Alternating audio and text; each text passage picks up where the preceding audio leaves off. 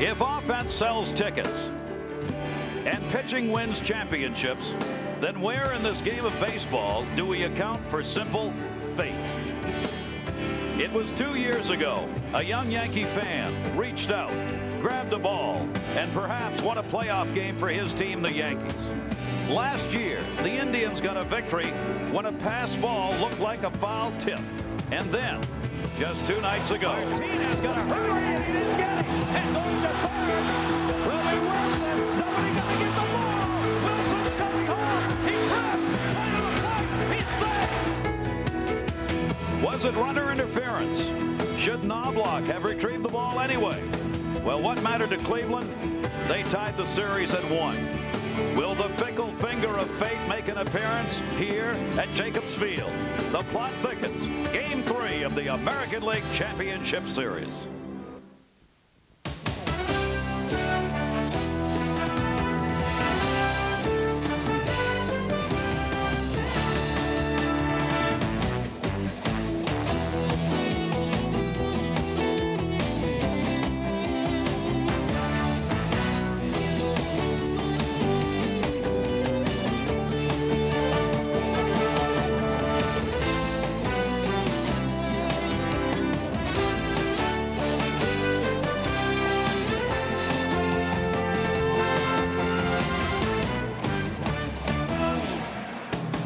Major League Baseball International's coverage of the American League Championship Series brings us to Cleveland, Ohio, and Jacobs Field, where tonight the New York Yankees come to town to take on the Cleveland Indians in a series tied at 1 game apiece.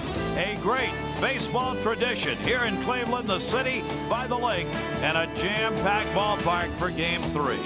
Hello, everybody. I'm Gary Thorne along with Ken Singleton. Welcome. Delighted to have you with us around the world. Before we go to Game 3, we have to go back to Game 2. Rangers in a division series and won that start. Now note the first half of the season, some very fine numbers. He tailed off in the second half a bit, so the Yankees were wondering how much would they use him in the postseason. He's answered that for the moment because of that division series Game 2. A very strong 7 innings, only 1 run, and he struck out 8. His opponent tonight comes from the Dominican Republic. And a young, hard-throwing right-hander, Bartolo Colon. Bartolo Colon had a so-so second half, but stepped it up in the division series against the Red Sox. He did give up a home run to Nomar Garciaparra that might have startled him for the moment, but he really settled down after that, and he pitched the Cleveland Indians to a victory in the ball game, and eventually they went on to win that series, and now they're beating the Yankees. Now those first half numbers for Bartolo Colon were good enough to get him on the All-Star team, but note how they went negative in the second half. That 3.19 ERA, second most of any major league pitcher this season. So we come to the Jake for Game 3, a ballpark that just rocks with these Cleveland fans. How much of a home field advantage? Well, you got 44,000 fans on your side. That's got to help you. But the Yankees, if they score early in the ball game and take the lead, maybe they can silence the crowd and have it their way here in Cleveland tonight. When we come back, we'll take a look at some numbers here at Jacobs Field, not for the Indians, but for the New York Yankees, and they are good ones. That and the game when we return to Cleveland, Ohio.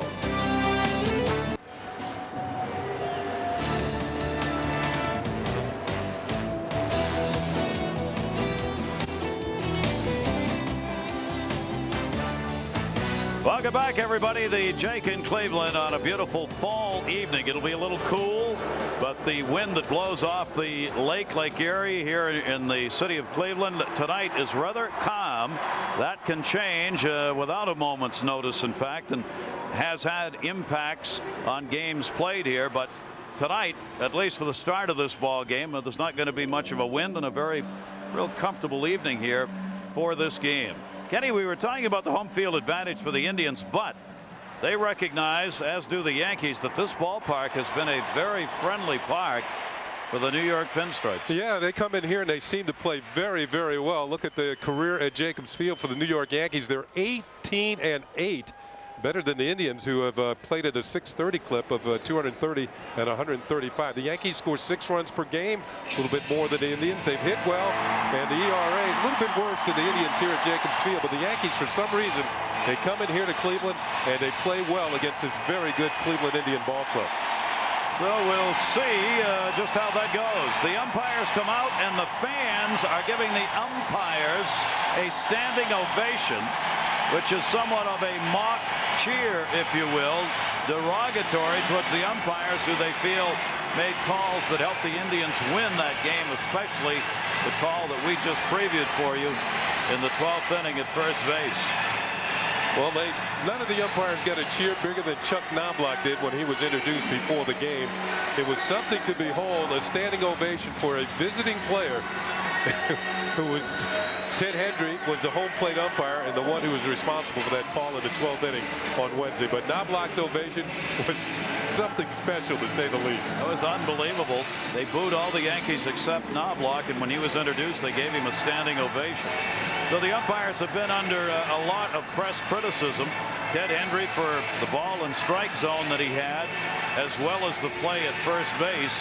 And that will continue on in this series because now it's become part of the game, part of the series. The umpires are simply under a great deal of scrutiny from players, fans, and especially the media. Well, especially the media, because all the replays are available to everybody upstairs here, and of course the fans at home. They saw the balls and strikes calls. Joe Torre mentioned they were horrible for both sides.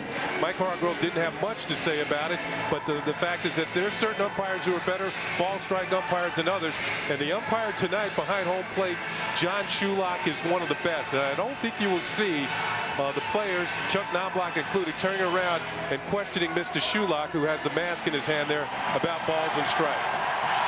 Cleveland takes the field.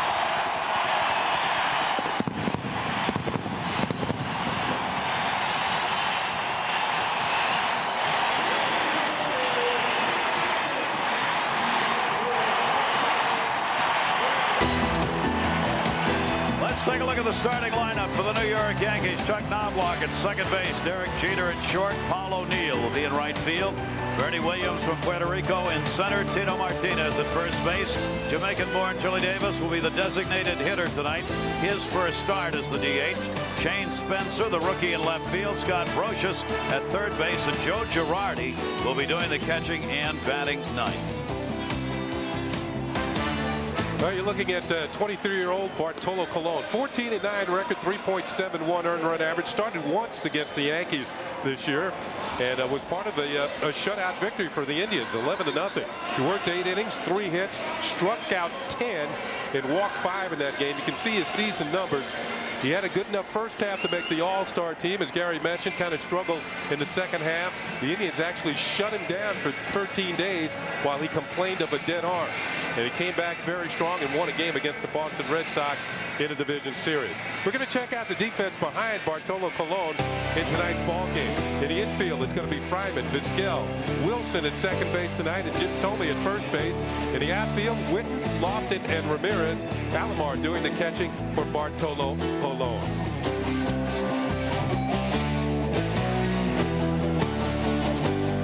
Well, we have Mark Witten highlighted in left field. Now, he's got a very strong arm. Runners don't run against him. But he started this year playing out of the country. He was playing in Mexico in the Mexican League, did very well down there, and was signed by the Indians as a free agent. So he'll get the start in this game. There is John Shulock, who'll be working the plate. The veteran home plate umpire, Larry Young, Tim Welke, Jim McKeon, Jim Evans, and Ted Hendry.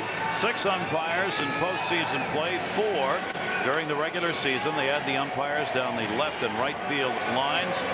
And probably for tonight's game, Ted Hendry is just as happy to be down the right field line, where he may hope to avoid some notice, although the fans are already talking to him. Well, there can be some controversial calls on home runs hit down the line and fair balls, so that, you know, when you're an umpire, you're never out of the fans' reach. Cleveland does not like the Yankees, period. This has been a great rivalry for a long time. Chuck Knobloch, listen to the Indian fans on Knobloch being announced.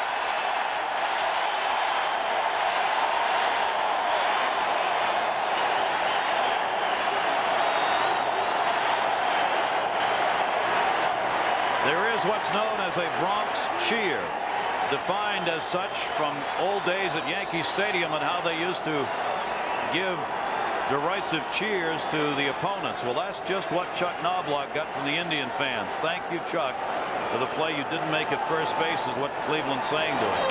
Think he'd like to have a big game? Well, if Knobloch gets a couple of hits, they'll go back to booing him. Yes, they will. Fouled off, underway here in game 3. Bartolo Colon taking on Knobloch. Lead this ball game off. You might notice right away that Travis Fryman is playing very deep at third base, and even with Knobloch's speed, he does not attempt the bunt very often. And he's got a base hit, wouldn't you know it? So that'll quiet the crowd. Witten will get it back in, and Knobloch just his second hit of the series. 2 for 12, a leadoff single. That's the reason why I mentioned the bunt, the fact that he hasn't had many hits in the postseason, division series, and now into this series. But Knobloch does not bunt very often, even for a guy who has pretty good speed. You can see him drill a fastball in the middle of the plate into left field for the base hit.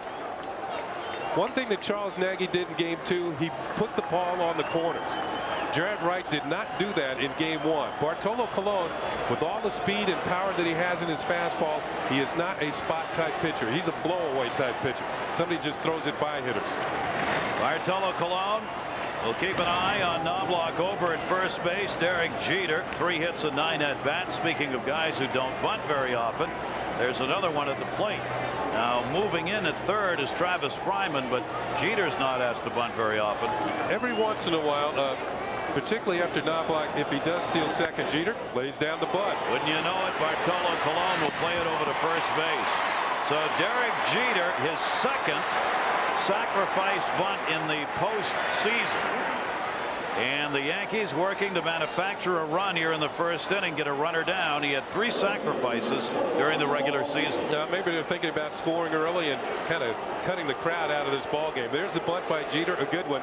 Anytime he gets the ball down, he has excellent speed. You're going to have to hustle to make the play. Colon fields his position well, throws out Jeter. Now here's where both teams have struggled, the Yankees in particular, and that's getting big hits to drive in runs. Yankees have had a lot of chances with runners in scoring position in this series and have not been able to produce. This is one of their big RBI men during the regular season. Paul O'Neill, who finished 10th in the league in runs batted in. Runner at second base, and a fastball misses inside to O'Neill from Bartolo Colon. One thing you'll notice about Paul O'Neill, he stands pretty far away from home plate. And when a hitter does that, that tells you that he actually likes the ball out away from him. Pitchers are lulled into a false sense of security, thinking they can hit that outside corner. That's where he actually likes the ball. He strides into it and hits the ball well to the opposite field. Bartolo Colon away again. The Yankees in game 1 went 5 for 16 with runners in scoring position and winning the ball game. In game 2 that they lost, they were 1 for 13, so 6 for 29 with runners in scoring position so far in this series. 23-year-old right-hander, 14 and 9, Bartolo Colon. Knobloch off second base, and O'Neill chased one that time a little bit. 2 and 1. Looked like some sort of an off-speed pitch. Colon learning more and more to become a pitcher. He's going to get better as he gets more experience in the major leagues. That was a changeup. This is his first full season in the majors. He will throw the fastball most of the time, has a curve and a slider and a changeup he's working on to go with it. Knobloch, decent lead at second base, and O'Neill fouls it back. That'll even the count up, 2 balls, 2 strikes. Late on the fastball. What did Mike Hargrove tell us before the game? Colon, 95, sometimes 99, and a few times he's hit 100 miles an hour with his fastball. Mike Hargrove, their skipper, and here are the Cleveland fans on their feet. Well, you see this tradition throughout Major League Baseball. When a pitcher gets 2 strikes on a hitter, the home fans get up. They want the strikeout. They like to see the power. 1 down, 1 on. Colon with a 2-2 count. And O'Neill takes it inside. Bartolo Colon tried to catch O'Neill, leaning out over the plate and get him on a 3rd strike. Yeah, that's John Shulak. That pitch was not a strike. It was just inside. He's going to make these pitchers hit the corners as opposed to what you saw the other day with Ted Hendry calling pitches 2 and 3, maybe 4, maybe 5, 6 inches off the plate, strikes. Paul O'Neill, 2 RBIs so far in the postseason.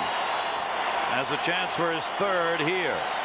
3-2, no throw at second base.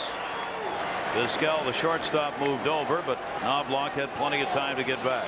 Another thing that you will see from John Shulak, wherever the catcher sets up, he will move accordingly. Now, on this previous pitch, Sandy Alomar had set up inside, and that's where John Shulock moved over, expecting the ball right there. See where that? 3-2 ground ball. Vizquel on the scoop, running throw, got him. Over to third base, Knobloch with 2 down.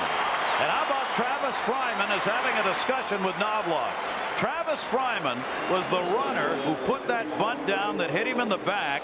He went over to Knobloch immediately and gave him put his hand on his back as if to say it's all right.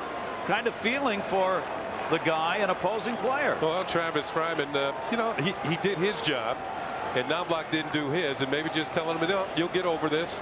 Maybe they'll forget it one day. If the Yankees go on to win the series, they'll forget it. Pretty good gesture right there. Here's Knobloch going to third, and Travis Fryman will come over and say, hey, sorry about all that the other day. That's the way it goes. Hang in there. Wow. Here's Bernie Williams. Runner at third base, 2 down. Williams, switch hitter, takes the pitch from Cologne, ball 1. Both he and Derek Jeter have had 7-game hit streaks in the League Championship Series play going back to last year. Hit successfully in the first 2 of this and the last 4 from last year. 1-0 count, 2 down, a big base hit, Bernie Williams. Chuck Knobloch scores, and Williams picks up the RBI, and the Yankees take the 1-0 lead.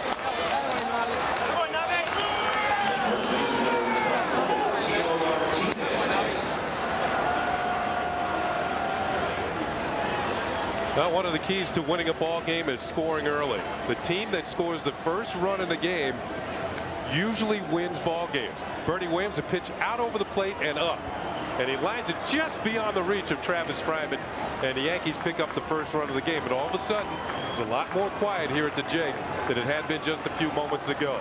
Chuck Knobloch celebrating, scoring the first run for the Yankees as he did in game 1. Bernie Williams, that's a big 2-out hit. Martinez takes a call, strike.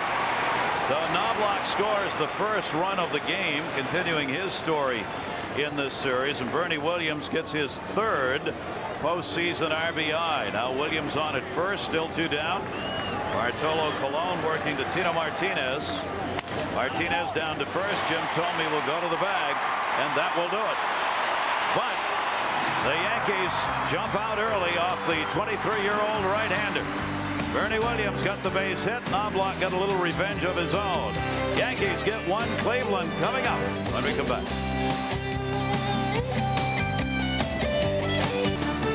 Major League Baseball International's presentation of the 1998 American League Championship Series being brought to you by MasterCard. Great to have all of you with us around the world. Thanks to all of you who have emailed. We will get to some of the email that we have and answer a couple of questions that we have a chance tonight. Now it'll be the Indians' turn, and for Mike Hargrove, the Indians lineup looks like this. Kenny Lofton leads it off. Omar Vizquel from Venezuela at short. David Justice, Manny Ramirez from the Dominican Republic. Travis Fryman at third base. Jim Thome, Mark Whitten in left. Sandy Alomar to Puerto Rico. And Enrique Wilson gets his first start at second base out of the Dominican Republic.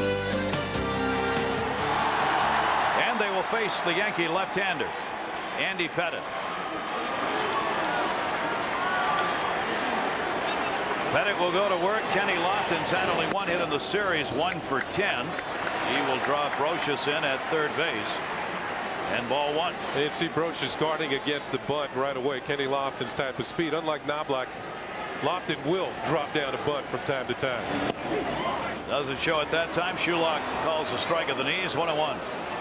In fact, when you look at Lofton and Knobloch, they both had kind of down years. They're both a career 300 hitters. Lofton hit 282, Knobloch 265. And towards second base. Knobloch is there. And Lofton is retired. 26-year-old Andy Pettitte getting the first out. Well, I know Knobloch scored 117 runs, Kenny Lofton 101, but people feel they could have done a lot better. Let's check out the defense behind Andy Pettitte tonight. For the Yankees in the infield, very solid on the left side. They should be busy. Brocious, Jeter, Knobloch, and Martinez. In the outfield, Spencer, Williams, and O'Neill. Girardi gets the call behind the plate. One down, nobody on, and Omar Vizquel, the switch hitter, against the left-hander Pettit. Again in at third base, Scott Brocious, and the pitch is slow and away. Ball one. Well, he talked about Omar Vizquel's defense quite a bit. Of course, that is outstanding. He should win another Gold Glove, his 6th in a row. But for the 3rd straight year, he's stolen 30 or more bases. His offense sometimes gets overlooked, and he had a career high 166 hits. Put up some good numbers. He's a big man in that number 2 hole, able to move people around, and a good switch hitter. Regular season, 269 right-handed and 297 left-handed. He only had a couple of home runs. He's not a long ball hitter. 1 home run from each side. Andy Pettit pitches outside to him, and he falls behind 3-0. There's no doubt in my mind that Omar Vizquel is the most popular of the Cleveland Indians. He got the biggest cheer pre-game. He'll try and draw a walk right here and get on, probably taking a pitch. 3-0. He does, and he does. No, he doesn't. Yes, he does. One of the problems I'll have tonight as a broadcaster is home plate umpire John Shulock. John Shulock has one of the slowest strike calls in baseball. Kind of nonchalant, too, if you will. He kind of just throws that arm out casually, and even Omar didn't know whether he's coming or going, but he is actually going forward and back. Discard the bat, then head down to first base. One of the problems for Andy Pettit this year, he walked too many men, gave up way too many hits, only gave up 7 home runs in the 1997 season, gave up 20 this year. So his control was off and struggled at times. He had some hot streaks, but he also had some very cold streaks. The 8th most walks in the American League were surrendered by Andy Pettit. And he's given up one here to Vizquel. Now David Justice. Justice is the designated hitter. Very fine overall postseason numbers. He has never picked up a hit, though, off Andy Pettit. He is 0 for 6 in his career off this Yankee left-hander. Vizquel being held at first, and Pettit has got one of the best pickoff moves in baseball. Yeah, I always thought one reason Andy Pettit was a pretty good big game pitcher, because he had ways of getting himself out of trouble. Probably has the best pickoff move in the American League. Also got a lot of ground ball double plays, and those are the 2 things can help pitchers escape trouble. Vizquel had 12 stolen bases, but he was also caught 10 times in the regular season. And you just can't get a jump on Andy Pettit. The base runner wants to be able to lean towards second base if they're going to be running. With Andy Pettit, you're really leaning back to first base. You're always fearful he's going to make that throw. You know, the guys he picks off are not the guys like Vizquel and Lofton who are good base stealers, good base runners. It's those unassuming guys who get down to first base, and he picks those guys off to get himself out of trouble. 0-1 count, and Justice takes the pitch inside. 1 ball, 1 strike on David Justice with 1 down. A lot of people feel that David Justice didn't have a good year. Only 280, 21 homers, 88 runs batted in. Those numbers are somewhat down, but he did have a career high 39 doubles and scored a career high 94 runs. Vizquel at first base, Justice down to third. Brocious took a bad hop on him, makes a nice play. That ball jumped on him. He thought it was going to go down the line, and it kind of ricocheted back towards him. He was smiling a little bit there, came up with it. Nice play and gets the fourth. It helps to have quick hands and also a strong arm. See, when the ball hits, he's expecting it to go on the backhand. Instead, it's on the forehand. He throws over to first, second, I should say, and picks up the force play on Omar Vizquel. You see his reaction. Only the quickness of his reflex is able to make this play as they get 1. I didn't think they were going to get a double play anyway, but they do get 1. So Brocious helps out defensively. Justice on at first base on the fielder's choice. And now Manny Ramirez up. Let me correct myself on Vizquel. He had 37 stolen bases during the regular season for Omar Vizquel, but he's not on the base paths now. He was retired at second base. Ramirez set big numbers against Pettit. He's a dangerous hitter against a left-hander. Outside to him for a ball. He's 10 for 25 with 2 home runs lifetime for Ramirez off Andy Pettit of the Yankees. This has been their driving force here in the postseason. A couple of hits in 8 at-bats in this series for Ramirez. Justice isn't going anywhere at first base, and a 2-0 count. Managers like to stack hitters together in lineups that do well against a particular pitcher. And Ramirez and Fryman on deck. Mike Hargrove has two of the tougher hitters on Andy Pettitte in the American League. Both of these guys have semi-worn him out during their time in the American League, and his as well. Yankees have the 1-0 lead, bottom of the first inning with 2 down. Justice at first base, 2-0 delivery. And the inside corner taking that time, 2-1 on Ramirez. Andy Pettitte has various weapons. He has a fastball. He has a cutter that's like a slider that moves in on the hands of right-handed hitters. He also has a changeup that will move away from the right-handers and a sinking fastball. So he has various ways to get people out. It's just a matter of having his control, which he had against the Texas Rangers. That's what you were talking about, Ken, right there. You saw Justice jump back. He's not a base stealer at all, and he almost got caught. He's got a very short lead over at first base. I mean, if he fell down, diving back, he'd fall into foul territory. That's how close he was. But the fact is, Pettitte's reputation precedes him. And the guys who aren't good base stealers or base runners, they don't take much of leads. Justice isn't getting one over there. Look how small that is. I mean, if he fell down flat, he would certainly reach the bat. One thing he doesn't want to have happen is to get picked off over there at first base. Yeah, certainly when you're down by a run, you got Ramirez at the plate. He's not going anywhere. He's going to let Ramirez hit and try and hit something hard. 2-ball, 1-strike count on Manny Ramirez. Series tied 1 apiece. Next 3 games right here in Cleveland, and we will have them for you. All 3 over the weekend, Friday, tonight, and Saturday and Sunday. 2-1 delivery. Chopped foul. Big home run cut. 2 balls and 2 strikes. That looked like an off-speed pitch, and what pitchers have to do against the good hitters like Ramirez and Fryman, who's up next, they have to read the bat. Even though he fouled that pitch off, Andy Pettitte has to look at what type of swing he had at him, where the pitch was, and it looked like he had a pretty good cut on a pitch that was down. When a hitter's a good low ball hitter, you have to pitch him just a little further down, trying to make him chase, and that's what Ramirez just did on that pitch. He likes the ball knee or thigh high. Maybe you have to throw it just a little bit lower than the knee to get him to hit that ground ball. 2-ball, 2-strike count on Ramirez, who's got 12 postseason home runs. He can get a couple more. I mean, he's joined the elite already. He's tied for 4th all-time in postseason home runs. Mickey Mantle and Reggie Jackson with 18 are tied for 1st. Babe Ruth, Yogi Berra are 3rd and 4th in that department of postseason homers.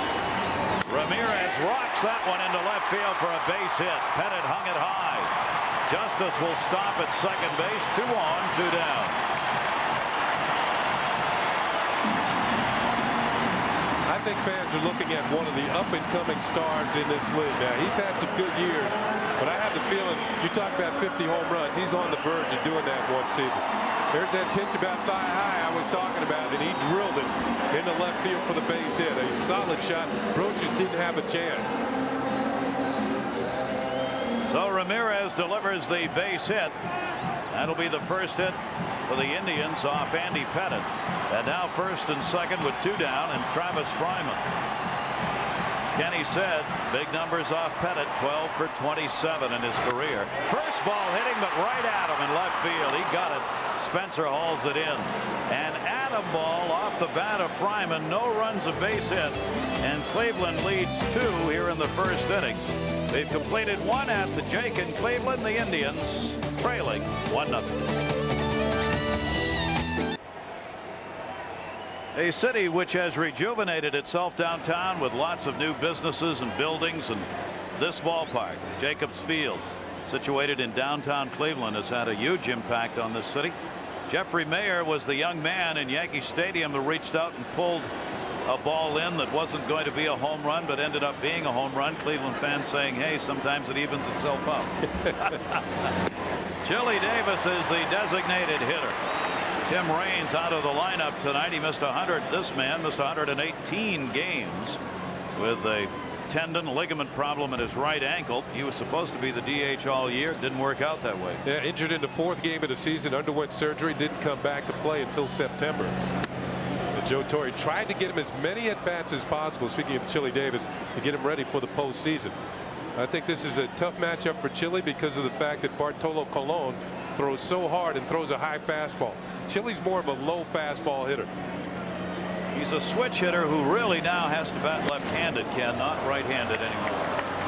Yeah, his right-handed 3 home runs that he did hit in September all came right-handed. So he did have a hit the other night in a pinch hitting role at Yankee Stadium. But that was a low fastball. Yep. A 1-ball 2-strike count. Bartolo Colon struck out 158 in 204 innings during the regular season. That big fastball that he likes to bring in. 9-4 here at home. 1-2 delivery way up high. You see how Colon's trying to keep everything upstairs. Chili's one of the most popular of the Yankees, though, even though he was away for most of the season. Mark Wiley, the pitching coach, looking on. In fact, a lot of the Yankees, underneath their shirts, they wear a T-shirt that says Chili Dog, D-A-W-G. Almost all of them. 2-ball 2-strike count. Throwing heat about 96, 97 miles an hour. You see Sandy Alomar saying, get it down, get it down. Alomar going out front of home plate to talk to him now. Usually the mechanics are off a bit when you're throwing the ball that high. And, for a young pitcher like Colon, who throws so hard, sometimes you try and rear back and throw a little bit extra, but you end up messing up your mechanics and you can't get the ball where you want to. Now a 3-ball 2-strike count on Davis, the leadoff batter here in the second inning for the Yankees. And he didn't get it down. Pitch is way up and out of the strike zone, and Alomar is going out to talk to him. A leadoff walk to Davis here in the second inning. Now the good thing about it, and it might be a very subtle thing here, is the fact by walking Chili Davis, he now has to work from the stretch. Maybe he'll have better control working from the stretch. We'll have to wait and see. The leadoff man is on. Mike Hargrove and the coaching staff, obviously in talking to them, concerned about this start. They just didn't know. They don't know what they're going to get out of this young right-hander. So they're a bit tentative on it. Shane Spencer, the 26-year-old rookie, coming up. Colon has put the leadoff man on now in both the first and second innings. It was Knobloch with a single in the first who scored. Now Davis on. Colon does not have a good move to first base to hold runners. Davis is not a base stealer, the runner over there right now. He was at one time early in his career, but not anymore. Here is Shane Spencer, and good fastball hitter, good fastball pitcher. Mike Hargrove, did you get the idea that he felt like Jared Wright and Bartolo Colon fall into the same category? Young, yes, hard throwing pitchers, but sometimes you just don't know what you're going to get. I don't think he hasn't announced it yet. Strike taken. I don't think Jared Wright's going to start another game. He's penciled in for Game 5. That's his turn. I think Chad OJ is going to make that start. Yeah, I saw Chad coming into the clubhouse today, and I congratulated him on the way he pitched coming in relief the first game. I get the feeling we'll see him again. I just don't think Hargrove has enough confidence in Wright, who's had 2 bad postseason starts. Put him in again, and he's having trouble right now with this guy. 2-1 count. And Hargrove intently watching Bartolo Colon. He told us before the game, Kenny, they've worked with this youngster over the past 2 months, tried everything to get him mentally ready to pitch and get his motion set so he doesn't change up on it all the time. Fouled off to the plate, 2-2.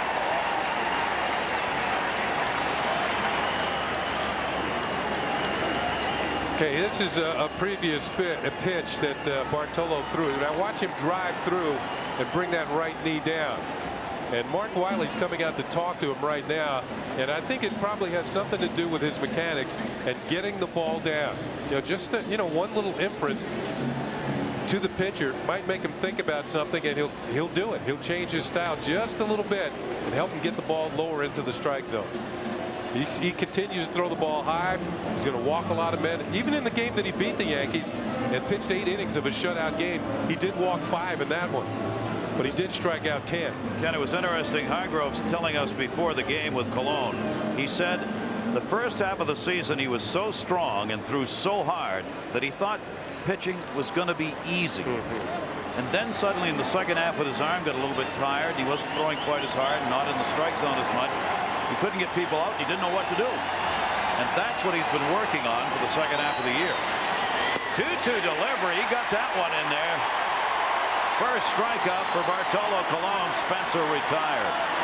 Yeah, the relationship between pitcher and pitching coach and hitter and hitting coach. Let's watch all the pitches thrown by Colon to Shane Spencer. Fastball up high. It's kind of standing straight up. Another one in there for a called strike. Next one high and outside. Again, he stands up a little bit too much. Got that one to move a little bit inside for a foul ball. Then blew one right on by him. He's a blow-by type pitcher. So Spencer retired. First strikeout of the game for Bartolo Colon. Mark Wiley may have said something that helped because the last couple of pitches have been down and in the strike zone. Scott Brocious 3 for 8 in the series. Chili Davis still on at first. Yankees lead it 1-0 and 1 down. A big postseason for Brocious. Right field. Ramirez. 2 down. Well, there's the difference between ballparks. That might have been a home run at Yankee Stadium. Here in Cleveland, it's a little deeper the right field, and the ball is caught. Scott Brocious, one thing he changed from last year, he's going the other way with the ball a lot better than this year. Last year with the Oakland A's, he hit .203. This year with the Yankees, he hit an even .300 by going the other way. It's an interesting ballpark. Players really like playing here. It is not symmetrical.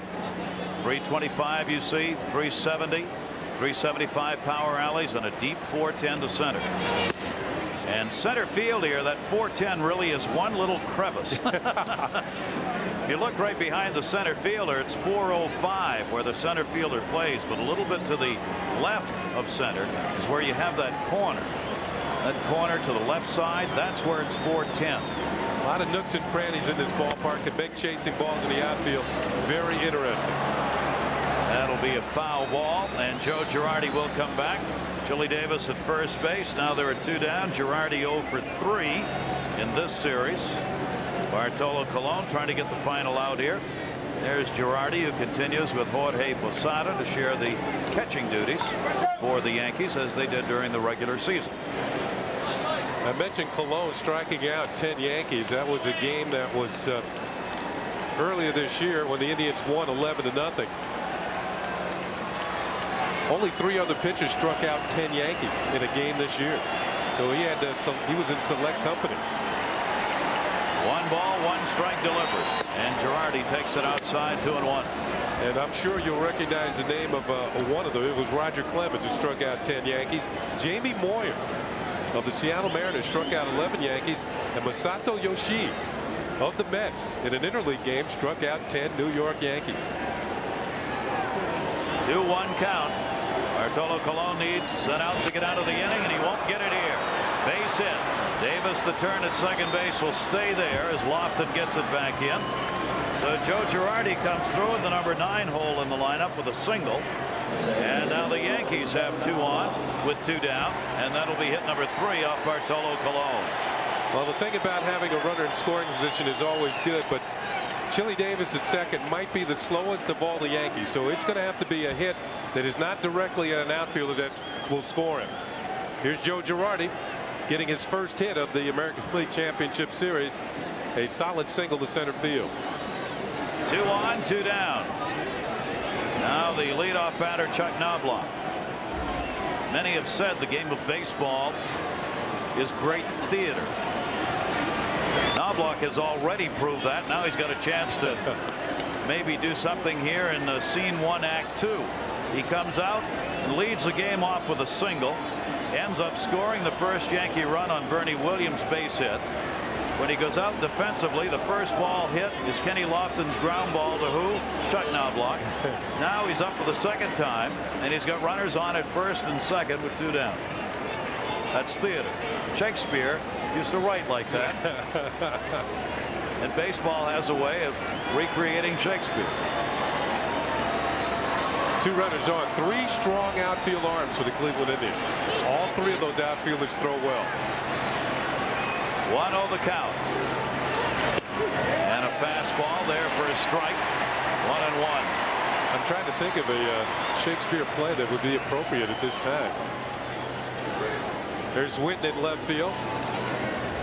Kenny Lofton led the league in assists, and Manny Ramirez has done it in the past in right field. So all three of these guys can throw. It happened one night. 12th night. Yeah. That would work. Et tu, Brute? How are they going to translate that in Mandarin? A 1 ball, 1 strikeout.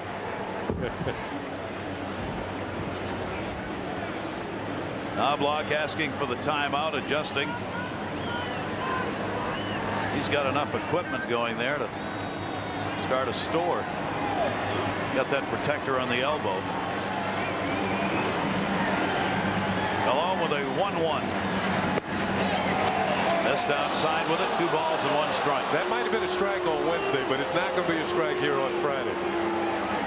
Or for those of you watching far east of us, on Saturday. Here's that last pitch. It's a little outside for a ball. Like I said, John Shulock's going to make you clip a corner to get a strike call. Not tonight. Knobloch, a .244 hitter with runners in scoring position. John Shulock, a 20-year veteran. There's Ted Henry, been in the league 21 years.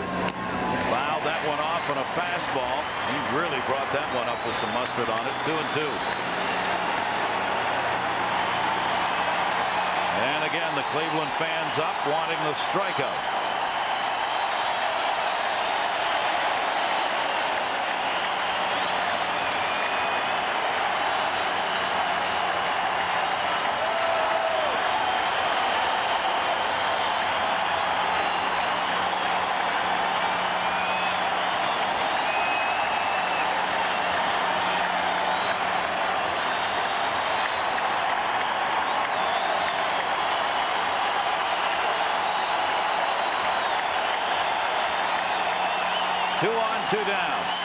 Deuce is wild. 2-2 delivery. Fastball fouled off again. Couldn't get around on a good pitch down and away. Down and away. The best you could do is spoil it, and Knobloch did so.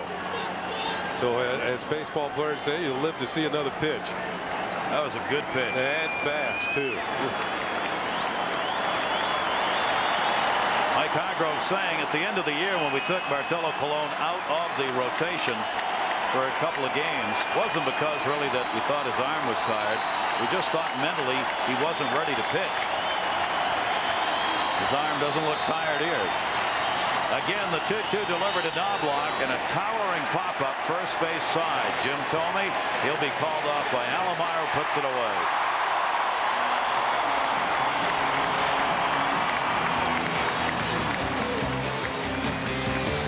I don't know if Shakespeare said it, but all good things come to those who wait. Knobloch's going to have to wait. 1-0 Yankees. Shall we dine, dear, while watching the game? Nice shrimp cocktail, maybe some caviar. They don't make ballparks like they used to. No, they don't. Peanuts and hot dogs? I don't think so. Caviar, shrimp cocktail, and a glass of vino. And Jim Thome. 1-0 lead. Yankees on top, bottom half of the second inning. It'll be Jim Thome leading it off, then Whitten and Alomar for the Cleveland Indians. The Indians were 46-35 here at the Jake this year. Inside ball 1. But the New York Yankees won more games on the road than anybody. Yankees had a tremendous season overall and were 52-29 away from Yankee Stadium. An incredible record of road wins for a baseball team. Thome will take that pitch up high, and Andy Pettitte falls behind Jim Thome. 2-0.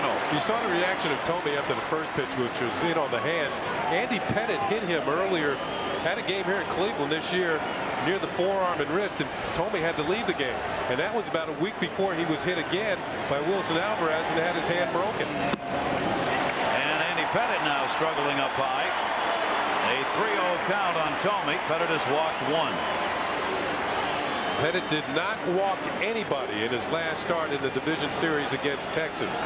And that was one of the first things he mentioned, that he was proud of the fact that he got the ball where he wanted to.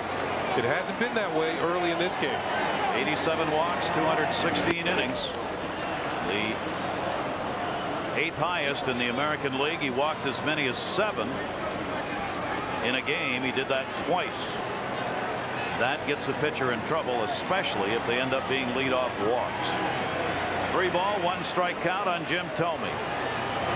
He'll rip that one deep center field at the Jake. Williams back looking. Goodbye. Home run. Tie game.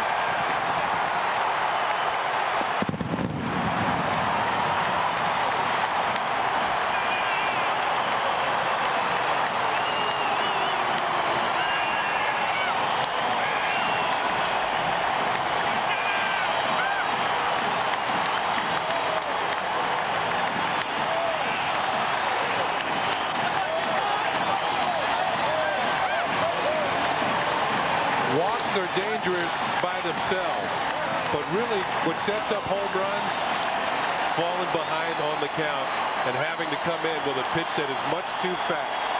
This one's almost right down the middle, about belt high, right in Jim Thome's happy zone.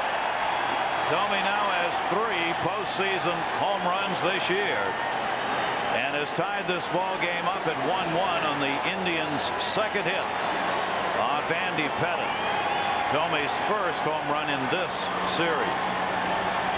Whitten, 1-1. Jim Thome really rocked that ball. He was 3 for 9 against Pettitte in his career, but had never had a home run off this left-hander.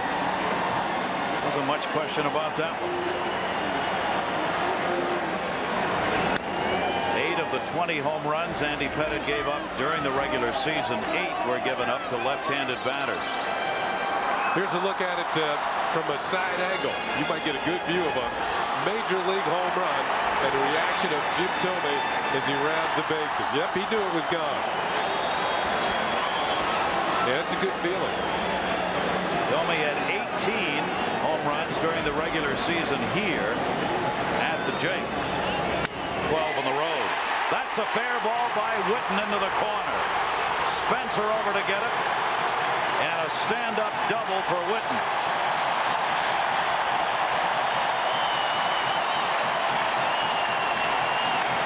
The Indians have hit several balls very hard in the first 2 innings against Andy Pettitte, which tells you he's getting the ball up.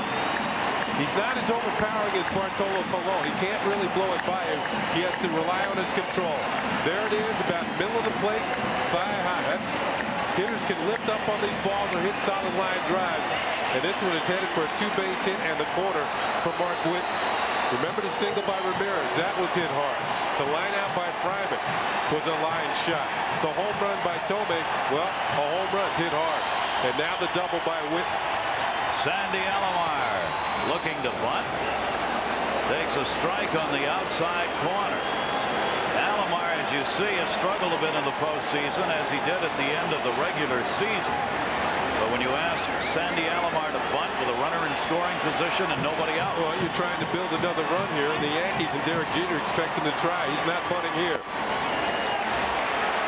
1 ball, 1 strike. Look at the power numbers and the difference. 21 home runs in an all-star season. 83 runs batted in. A big drop-off. I did mention his knee problem. He's going to need surgery at the end of the season. That could have something to do with offensive numbers. 1-1 delivery to him. Alomar chops it foul.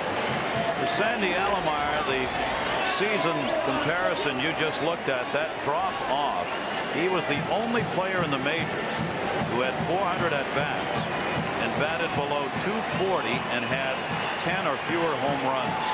And Hideki Arabu is warming up for the Yankees.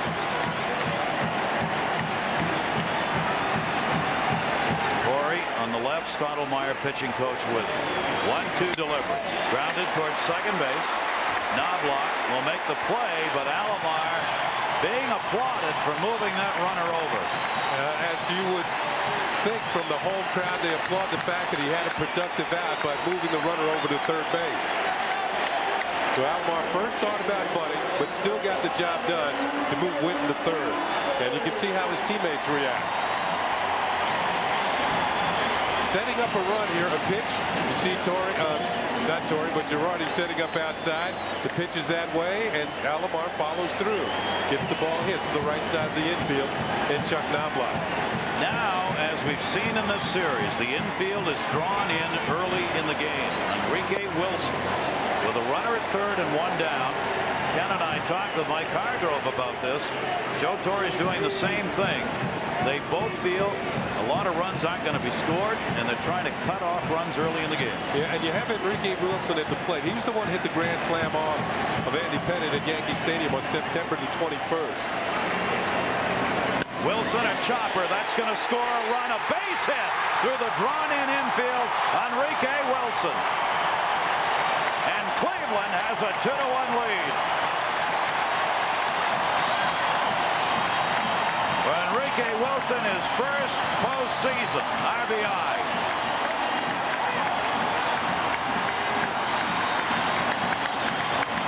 Andy Pettitte goes from a one-run lead to one run down on this swing by Wilson. Wasn't well hit, but it was well placed. The middle of the infield is open with the infielders in. It's a base hit that looks like a solid line drive in the paper tomorrow. There's Wilson's hit that scores Whitten from third base. Remember the ground ball by Sandy Alomar, who set all of this up.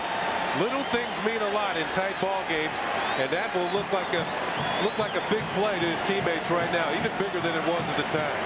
So Enrique Wilson is on at first base, one down. Kenny Lofton and Wilson back. Wilson, remember, got a great hand when he came out here, was introduced before the game because he's the one who stumbled and bumbled his way home on that controversial play in game 2 at first base. And since they won, he can laugh about it as he tripped going around third. Kenny Lofton rounded out his first time up. Squares to bunt. Takes the pitch down low. And Andy Pettitte getting himself in trouble with these hitters by falling behind them. And that will bring Mel Stottlemyre out. Kenny, you mentioned it at the top. Andy Pettitte has tended to have big, bad innings during the regular season. He allowed 4 or more runs in an inning 10 times. Big innings will get you out of ball games in a hurry. Yeah, that was the most by any American League pitcher. 4 runs or more in an inning 10 times this season.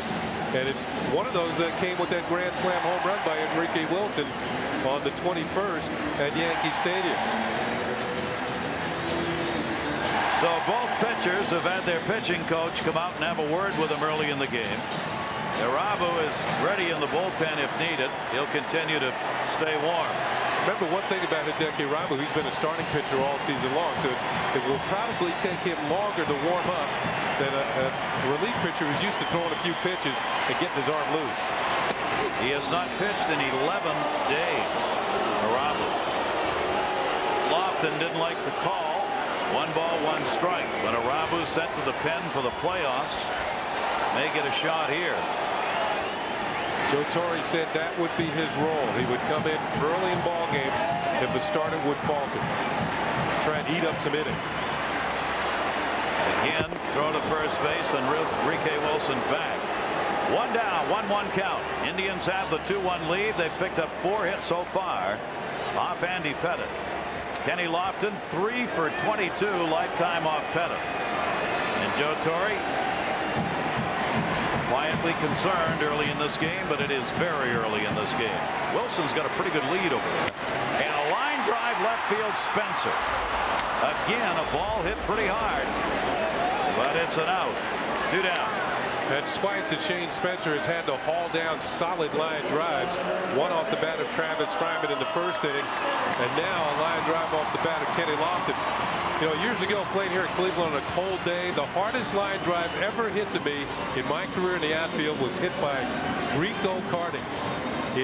I was playing right field. He's a right-handed hitter. To the opposite field, that ball hit my glove right on the just below the forefinger of my hand. It hurt for 5 days. I remember that like it was yesterday. Omar Vizquel, base hit. Spencer up with it. Stopping at second base, Wilson. Vizquel's been on twice now with a walk and a single. 5 hits off Andy Pettitte. Don Zimmer leading in the bench coach to talk to Joe Torre. Well, Indian fans have come alive here. Talk about taking the crowd out of the game only momentarily. Well, the Yankees took the 1-0 lead. Let's see where the pitch is. Again, a pitch that's up about belt high. Andy Pettitte, for some reason, can't get the ball down. And he does not have the power that Bartolo Colon has. So they're going to hit it hard. Indians are very good hitting ball club. Left-handers hit 281 off him during the regular season. Right-handers 271. David Justice 2 down and 2 on. Justice will take the pitch down low for a ball. Justice looking for his first hit ever off Andy Pettitte. He is 0 for 7 against him. I've got the feeling if Andy Pettitte does not get David Justice out, we might see Hideki Irabu. A 2-1 Cleveland lead. Good speed on the base pass in Witten at second base and Enrique Wilson at first. With 2 down, of course, they'll be going on contact. Bumbry over to have a word, first base coach with his base runner. Joe Torre had a decision to make with Andy Pettitte. I think he went more on Pettitte's past because he's pitched some big games for the Yankees. He's been a big winner following Yankee losses the last few years. And nobody's won more games over the last 3 years in the American League than Andy Pettitte. But he struggled somewhat. A lot of people thought he might not make the rotation. David Justice looking for a 3-run homer right there. 1 ball, 1 strike. 6 of the 11 Cleveland batters have reached base against Pettitte so far. Last pitch, good swing by Justice. He wasn't fooled. He just missed it. Good spot, low and away. Plus, he's had a couple of hard line drive outs off him, so the Indians hit the ball hard off Pettitte.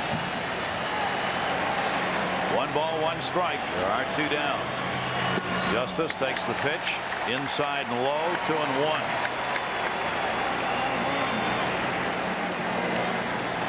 Jim Thome started this inning with his 3rd postseason home run. Witten got the double. He got Alomar and the ground ball out. Wilson an RBI single, and now a 2-out single by Vizquel. Justice, the 2-1 delivery to him.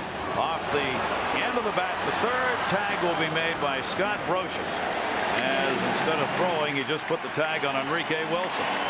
But on Thome's homer and the RBI single by Wilson, the Cleveland Indians have taken a 2-1 lead after 2 at the Jake in Cleveland.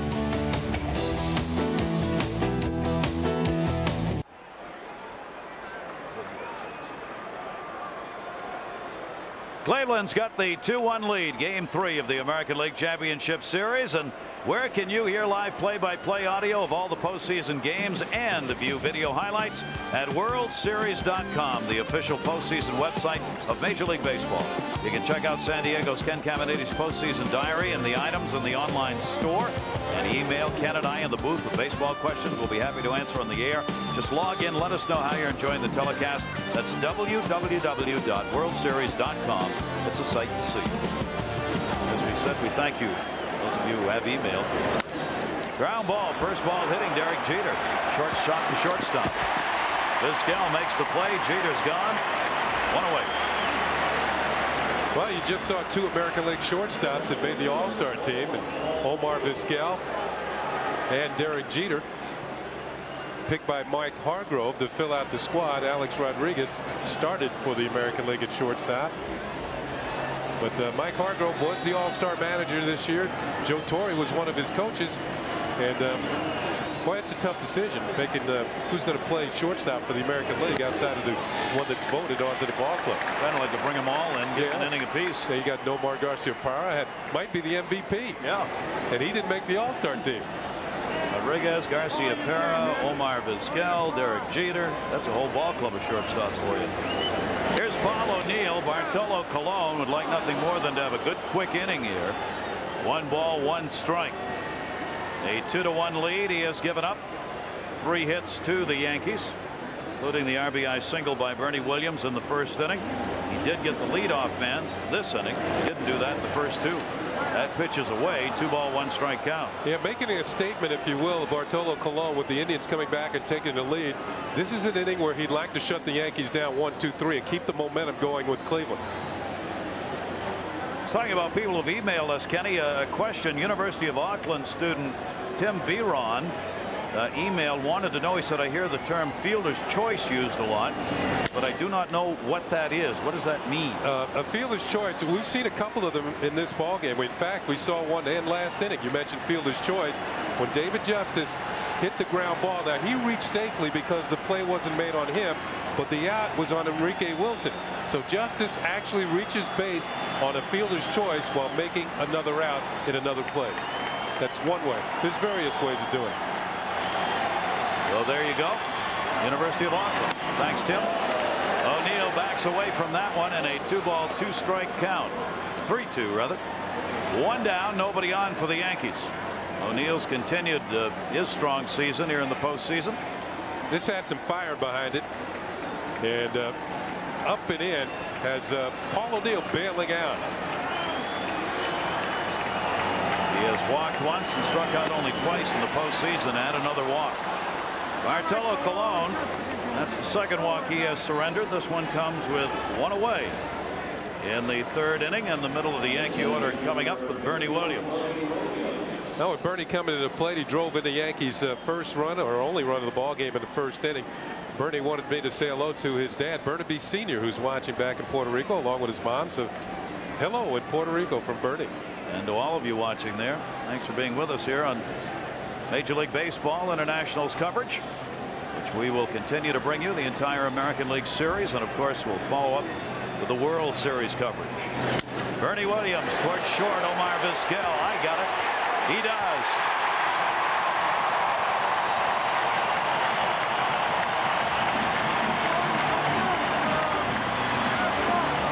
Vizquel turns 2, and it took Bartolo Colon only 8 pitches to retire the Yankees and protect a 2-1 lead.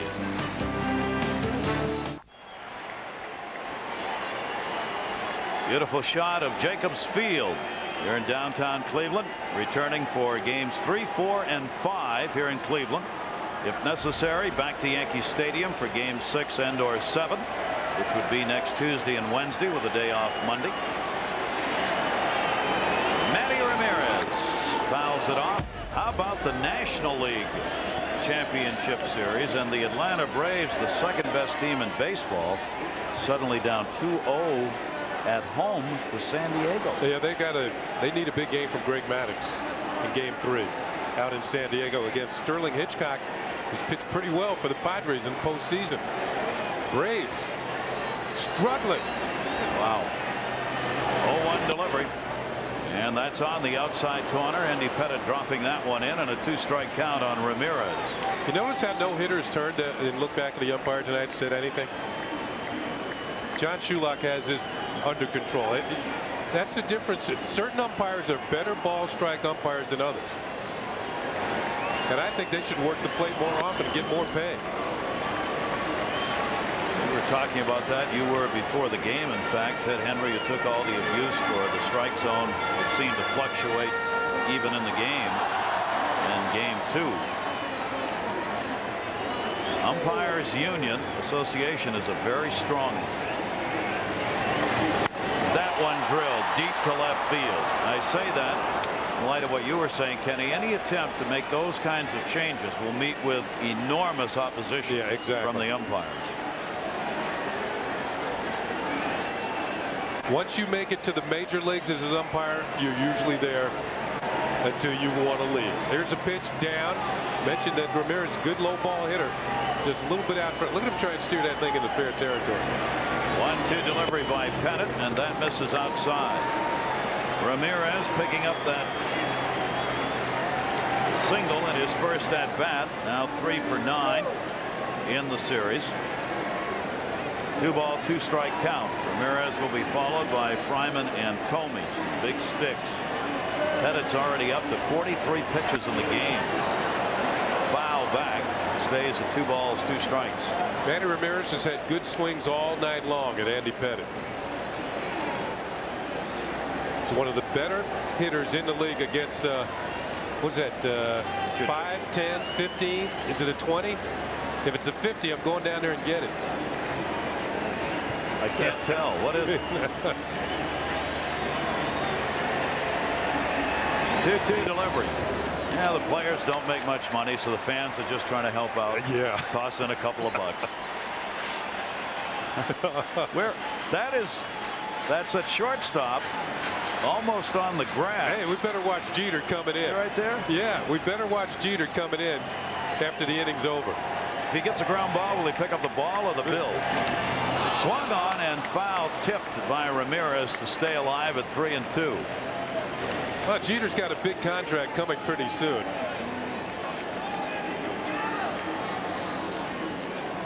We will follow the bouncing bill. I think somebody was trying to buy an adult beverage in the stands and they suddenly fly away. An adult beverage. A 3-ball, 2-strike count. 9th pitch coming up in this at bat to Ramirez from Andy Pettit. There'll be more. Stays at 3-2. Would that be fan interference if a ground ball goes to short and he sees the bill and misses the play? It'd be interesting to see if a runner rounding second just reached over and picked it up on the way to third. Here comes another one. It's raining money here in Cleveland. Oh my Last year it was snowflakes. This year it's money. Is this a Monopoly game? 3-2 delivery. Ooh, he thought he was struck out, but the pitch was up high. So Ramirez will draw the walk. Second given up by Andy Pettit. Good bat for Ramirez. 10 pitches to draw that walk. Jeter's looking at the money. Doesn't pick it up. It's not real. He didn't pick it up. He checked it out, though. Why didn't he pick it up if it's a piece of paper then? Oh well, unanswered questions. Leadoff man's on. Ramirez on at first base, and Travis Fryman takes the pitch for a ball. Travis Fryman came up through the Detroit Tiger organization. Played for the famed manager Sparky Anderson. So Travis has a lot of old school in him, if you want to put it that way. Which isn't all so bad. No, it's not. A 1-0 count.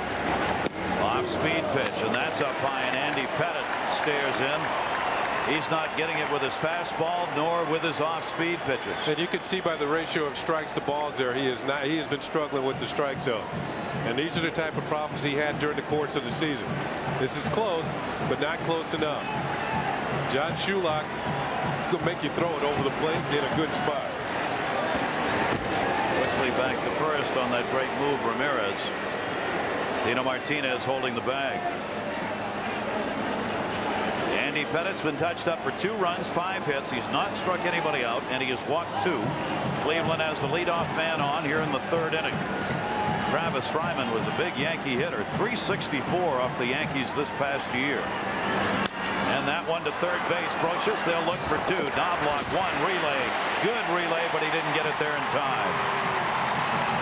Good attempt on the takeout slide by Ramirez, but Knobloch made a nice pivot. They get the force out. There's one of those fielder's choices right there. Yeah, you're right. There's one of those fielder's choices, because Brocious took the choice of throwing the ball to second, ground ball to third. When Pettit is on, he gets a lot of ground balls to Brocious and Jeter on the left side of the infield. Here's the ground ball to Brocious. Now, this play took a little bit too long to develop. The ball was hit not so hard. That's why they couldn't turn a double play. So Fryman scurries down the line at first, beats the relay. Manny Ramirez is out at second, so Fryman reaches on the fielder's choice. Jim Thome, first ball hitting, left field, Spencer. Thome, who had a home run his first time up, flies out here. That's the second out of the inning, leaving Fryman on at first base with 2 down. And Mark Whitten will face Andy Pettit. So after the opening walk, which usually spells trouble, Andy Pettit just 1 out away getting out of this inning without any damage. He's facing Mark Whitten, who hit 6 home runs this year, but as a switch hitter, Whitten did not hit any right-handed. Whitten was strong both ways, and he lines that one to right field, but again right at him, Paul O'Neill. So the leadoff walk does not come back to haunt Andy Pettit. No runs, no hits, a base runner left on. We've completed 3 here in Game 3 of the American League Championship Series. Welcome back to the Jake, everybody. Did you know Atlanta Braves first baseman Andres Galarraga not only makes errors in key situations, but he loves to paint? Or the Boston Red Sox shortstop Nomar Garcia Perez, a big soccer fan? Well, if you'd like to know all that stuff, all you got to do is watch Baseball Max. Each week's bring you the highlights from the American and National Leagues, along with player profiles, instruction, and much more. It's Baseball Max. Check your local listings for the times in your country. Galarraga did not have a good night for the Atlanta Braves defensively in their loss to San Diego last night in a big, very Atlanta-like inning. San Diego pulled ahead behind Kevin Brown and picked up the win in Game 2 in Atlanta. They have the day off today and head back for Game 3, 4, and 5 in San Diego, with Game 3 tomorrow, and many of you will be seeing. Tino Martino continues his postseason struggles as a New York Yankee. Saw the 0 for 10. He has just not been able to hit in postseason with a Yankee uniform on. 1 for 19, no walks or RBIs against left-handed pitches in 3 postseasons, and overall 25 postseason games. Look at that average. Well, he leads the Yankees in home runs and RBIs since coming to the Yankees in '96, but postseason has been a completely different story for Tino Martinez. Look at that big drop-off. That is an amazing negative downturn for a really fine major league hitter. Bartolo Colon down low with that one, and the count goes full. 3 balls, 2 strikes on Martinez. Tino likes the ball up and out over the plate, but he's dealing with a plus fastball here. Got him. 2 strikeouts for Bartolo Colon. You would think leading off the inning on a 3-2 pitch you'd get a pretty good pitch to hit. Tino Martinez did. Just swung through it.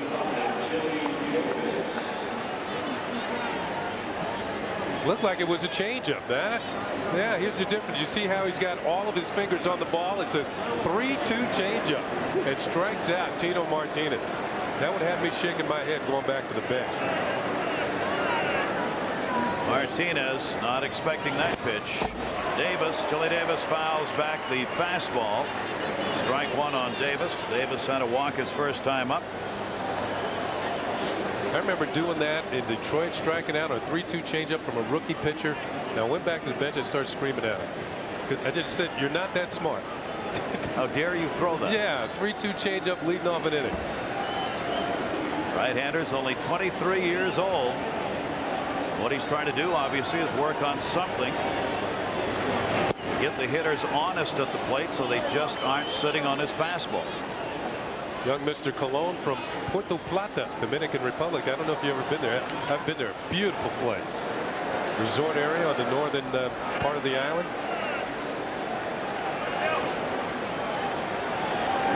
One ball, 1 strike count. And the fastball missed inside low. 2 balls, 1 strike on Chili Davis. Bartolo Colon, a couple of walks, a couple of strikeouts. Davis, the designated hitter, with Raines riding the bench. Darryl Strawberry, of course, did a lot of that work for the Yankees this year.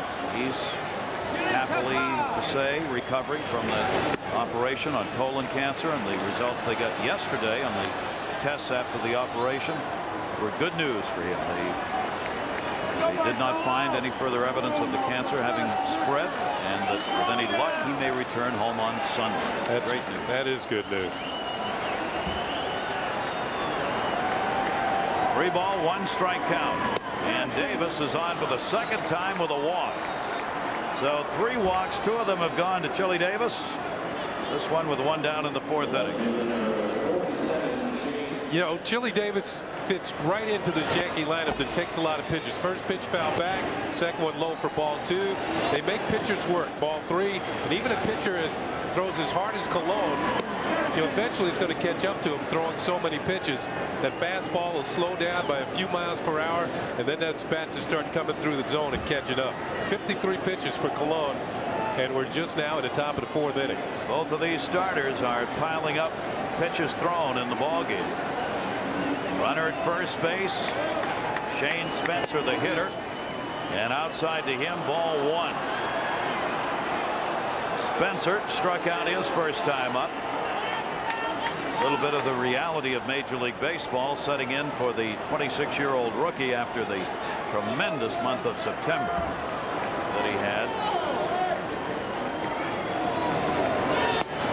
That one also down low, and again Bartolo Colon struggling with a strike zone. Shane Spencer hit well against the Cleveland Indians, but it was the last week of the season. You know, not the pressure that was that you're seeing right now. He also hit a few home runs off the Tampa Bay Devil Rays, who finished last in the league. Not to take anything away from the month that he had, but right now it's crunch time, and you're going to see the best stuff from everybody you see on the mound. It's not the same. 2-0 pitch, and Bartolo Colon not close on any of those 3 pitches. 3-0. Indians with a 2-1 lead. 3 balls, no strikes, as Joe Torre just said, hey, this kid's been swinging the bat pretty well. Maybe get him on track, give him the green light. 3-0. Maybe catch up to one of these heaters, give the Yankees the lead. Fastball is there for a strike, not down the middle though. Pitch towards the outside part of the plate. 3-1. Now he's looking at Willie Randolph, third base coach. Somewhere in there is a sign, and it might tell him whether Chili Davis is on the move. I would not expect Chili to be running, although the Yankees like to send their runners in 3-1 counts to stay out of double plays. 3-1, runner not going, swung on and missed. He chased high heat that time. 3 balls and 2 strikes. Now, one of the reasons I didn't think he would be going, because Bartolo Colon is a swing and a miss pitcher. He throws so hard that you'll have a swing, you can't catch up to it. Might have been ball 4. And now we'll watch Chili even closer on a 3-2 pitch, because Chili Davis is not the young Chili Davis of old with the San Francisco Giants, who can steal the base. He just can't do that now.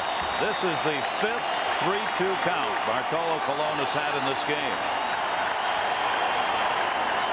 Shane Spencer, runner not going, grounded towards short. Vizquel, turn 2. Vizquel to Wilson, over to Jim Thome. They have turned 2 big double plays in this ball game. He faces only 3 in the inning. Indians up 2-1. As these teams played, the 2 teams split 3-3 games played here in Cleveland. We mentioned earlier the Yankees have had a fine record here. Pretty good picture right there. A picture of history. Somebody had to go get that blown up. That's a Kinko. 24-hour office on the street in the United States. Sandy Alomar with a 1-strike count. Alomar with a big chop to Jeter. 1 down. I noticed Alomar going down the line, and he was not running very well. You see him headed back to the dugout. That knee is obviously bothering him. And you hate to see anybody playing under 100% conditions, but this is Sandy Alomar as he comes to the postseason here. Yeah, he can run a lot better than that. Girardi's actually beating him down the line. Alomar has played hurt, getting back after the injury at the last part of the season, but really struggling. He's had only 4 hits and 22 at-bats in the postseason, and had a disastrous last month in which he batted under 200. Yeah, but his experience calling pitches behind the plate is almost, you can't measure that. Well, he's got to be there for that job. Enrique Wilson, youngster, getting the start at second base in this game, came through with an RBI single. Only 23 years old. Pops that one up first base. Martinez, and Tino Martinez puts that one away. Wilson retired. 2 quick outs for Andy Pettitte here in the 4th inning. Remember, the Yankee starters posted an incredible 86 wins during the regular season. Their starters were all but untouchable. I mean, they went deep into games. The bullpen only had to work an inning or 2 at most. Enormous numbers for their starters. Andy Pettitte part of that, being 16 and 11. Kenny Lofton, and Lofton takes a breaking ball down low, ball 1. Again, they move in at third on Lofton. Brocious at third base. Lofton 0 for 2 in this game, 1 for 12 against the Yankees in the series. This one is foul.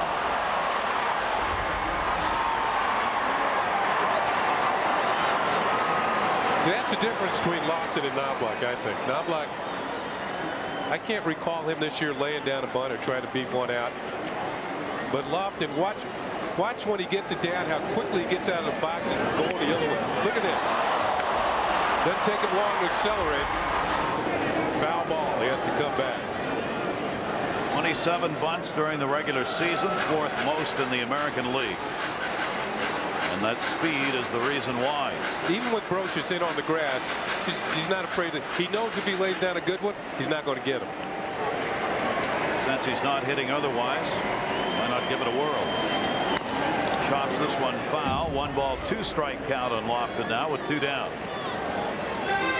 Now with the 2 strikes, Brocious can drop back at third, because if Lofton tries to lay down a bunt and fouls off another one, that's a strikeout. If the ball goes foul. 1-2 delivered, and that will take care of that. Kenny Lofton set down in a 1-2-3 inning. The first 1-2-3 inning Andy Pettit's been able to come away with. He's retired 6 straight now after the rocky start he had, but Cleveland leads.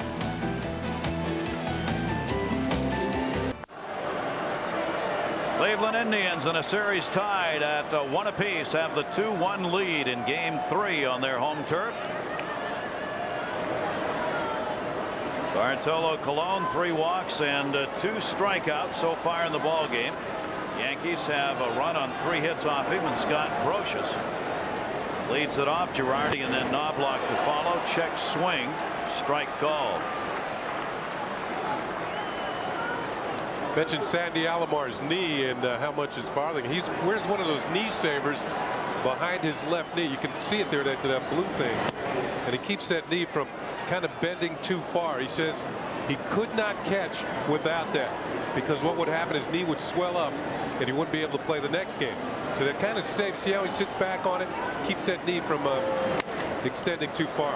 Rounded to short, Vizquel. And Brocious is 0 for 2.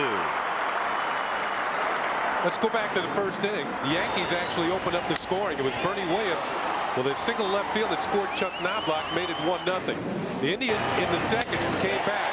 First of all, a leadoff home run by Jim Toman. That tied the score at 1-all. Mark Whitten double eventually got the third with 1 out, with the infield drawn in. Enrique Wilson single. That's where we stand. It's 2-1. Here's Thome, who had the homer, and swung on and missed by Joe Girardi. Girardi had a single in his first at bat. Both of these pitchers somewhat erratic here in this start. Each inning a little different. Not a lot of consistency. Bartolo Colon with a 2-1 lead at the moment. Fastball caught the outside corner, 0-2. The thing about both of these pitchers, Bartolo Colon and Andy Pettitte, if this series should go 7 games, these would be the guys you would see on the mound. It would be their turn.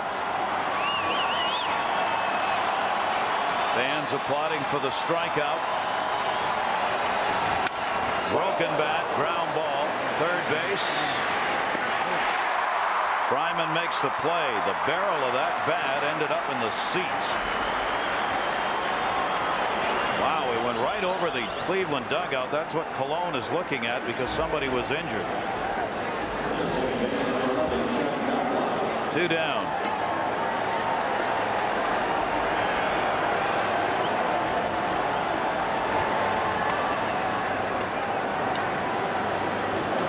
Here's the pitch in on the hands of Girardi, and you can see that's very dangerous with the barrel of the bat. Whether it flies onto the field, you'll see players avoid it, but a couple of people were hit by that just over the Indians dugout, or just to the left side of it, and they're being tended to.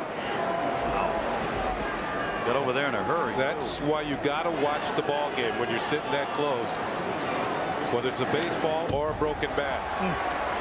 2 down, bases empty. Chuck Knobloch. Knobloch single and scored in the first inning. Popped out in his second at bat.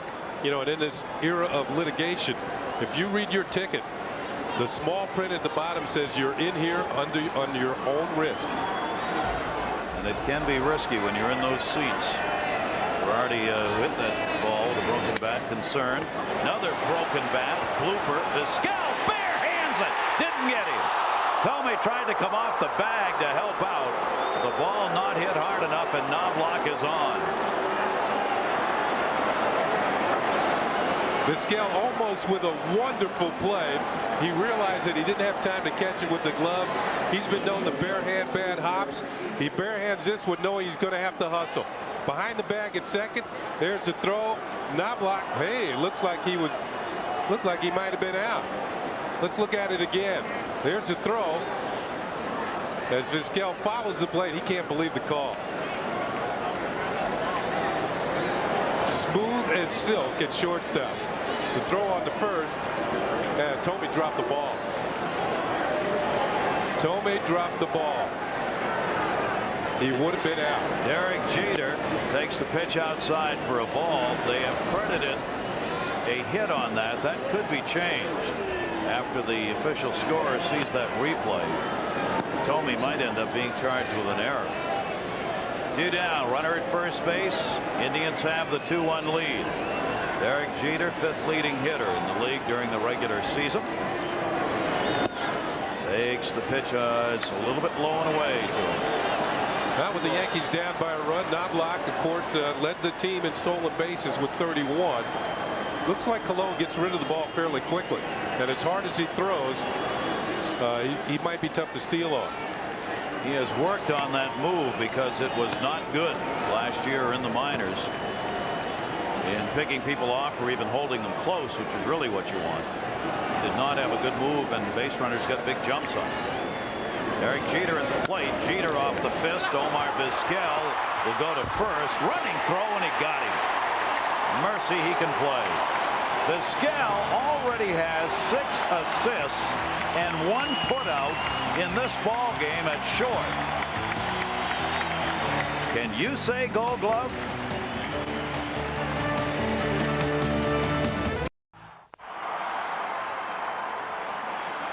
A 2-1 lead for the Cleveland Indians, and Omar Vizquel will be leading it off after making that fine defensive play. Chris Jensen from New Zealand emailed us. We were talking about Gold Gloves, and this guy at the plate likely to win another one. Squares to bunt, fouls it off. We thank him for fouling that off so we can talk about this. Chris Jansen wanted to know, Kenny, is a Gold Glove awarded to each fielding position each year, and what does a person have to do to receive it? Yeah, usually that means you have the best fielding percentage. That's not always true, although in Vizquel's case this year that should work for him because he only made 5 errors during the course of the year. That means you recognize that your position as being the best fielder in the league, and it's the coaches and managers who vote on that. A Gold Glove team is announced at the end of each year for both the American and the National Leagues, with a Gold Glover at each position. It's the Rawlings company which makes gloves and hands out the Gold Glove. And if there's a case that there are 2 players that are very close, makes sense. The guy who uses the Rawlings glove gets the Gold Glove. I can't believe that. That's true. There's one of those right there. Derek Jeter's glove. Omar Vizquel ahead on the count here. 3 balls, 1 strike. There's a look at Jeter with the Rawlings label on the glove. Now there are several other glove companies.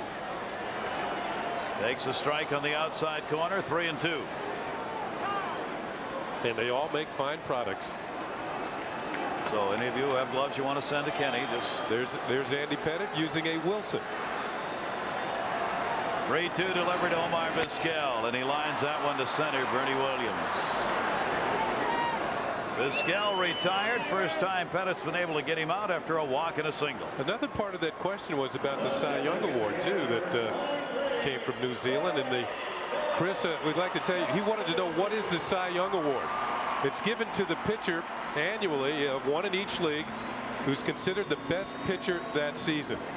And it can be difficult to choose. There's a lot of candidates. A lot of people feel that David Wells or David Cohn of the Yankees might win. I feel that it's going to be Roger Clemens of the Toronto Blue Jays who will win for the 5th time. and nobody has ever done that. Doc Gooden, who will pitch tomorrow for the Indians, won one early in his career with the New York Mets.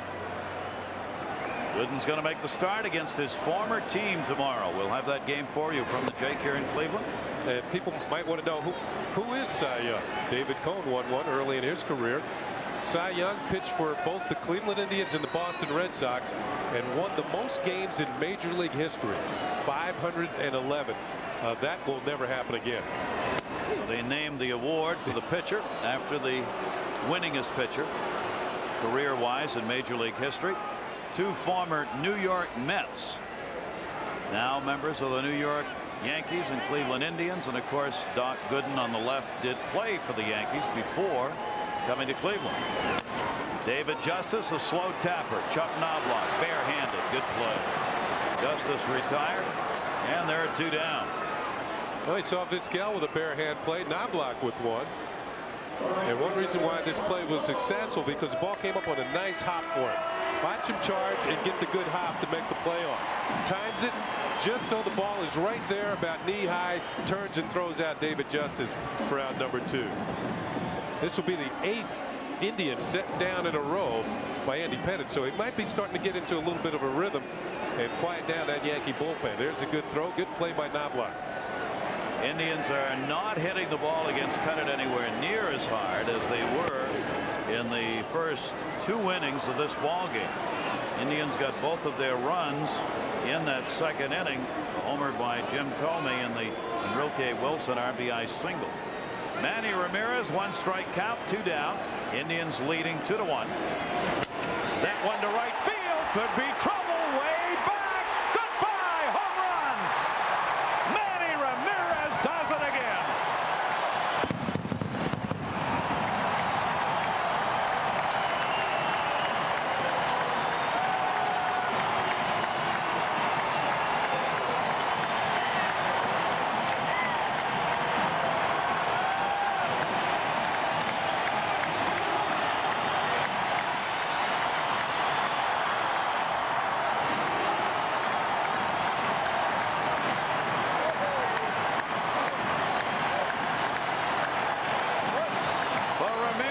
His 4th postseason home run this year and the 13th of his career, 4th most in Major League history.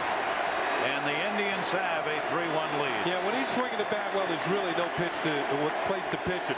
This is out over the plate. He goes the other way. Power to all fields. Pitches inside. You saw in the first game of the series, he homered to left. He's just a solid hitter who's getting better and better. Here's the reaction of Andy Pettitte. Ball down the right field line and into the seats for a home run. What a ball play. Improving his whole game. So 2 home runs in the ball game off Pettitte, one by a right-hander, Ramirez, one by the left-hander, Jim Thome. 3 runs, 6 hits for the Indians. And Ramirez taking advantage of a fairly short porch if you get it down that line and right. 1 ball, 2 strike delivery, and the slider misses inside to Travis Fryman. Cleveland has now out-homered the Bronx Bombers 4-1 in this series.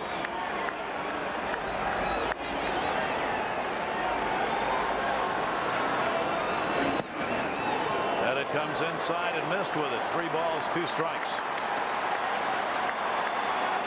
Ramirez with 3 career home runs now off Andy Pettitte. And it came with 2 down. Pettitte's got the 3-2 count here. Fryman, changeup is up high. 3rd walk off Pettitte.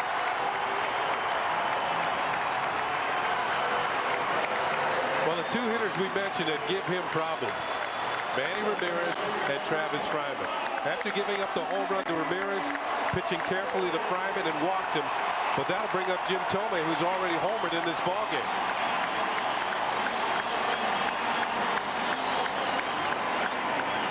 We're going to update the postseason home runs as we look at Mickey Mantle, who had 18, Reggie Jackson 18, Babe Ruth, Manny Ramirez, and Yogi Berra. As we mentioned the other day, the others outside of Manny Ramirez, all Yankees, although Reggie played with the Oakland A's and hit some postseason home runs. Now Jim Thome again, fly ball field. May have gotten a little under. O'Neill. Goodbye. Home run. Just made it. A 2-run homer. Second home run of the game for Jim Thorne.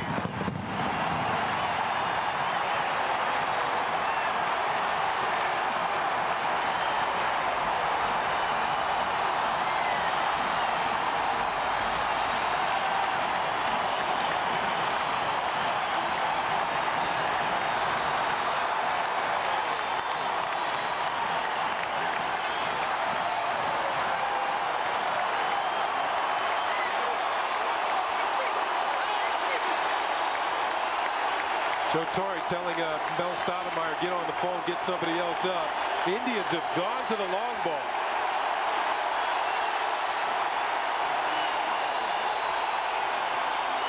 Jim Thorne, who at one time this year was the odds-on favorite to win the most valuable player in the American League, was hit by a pitch in August, broke his hand, and kind of blew that out of the window because he couldn't complete the regular season. He missed 35 games. He's been struggling since coming back, but not tonight. He has answered the bell with 2 home runs, 2 long ones. He was 1 for 8 in this series prior to the 2 home runs he's hit here tonight. And Andy Pettitte has given up 3. Jim Thorne gives a lot of credit for his good hitting to his batting coach, Charlie Manuel. And if that name sounds familiar to our fans watching in Japan, Charlie Manuel played in Japan for the Yakut Swallows and the Kintetsu Buffaloes and was the first American to win a Most Valuable Player award. Pettitte trying to get the 3rd out.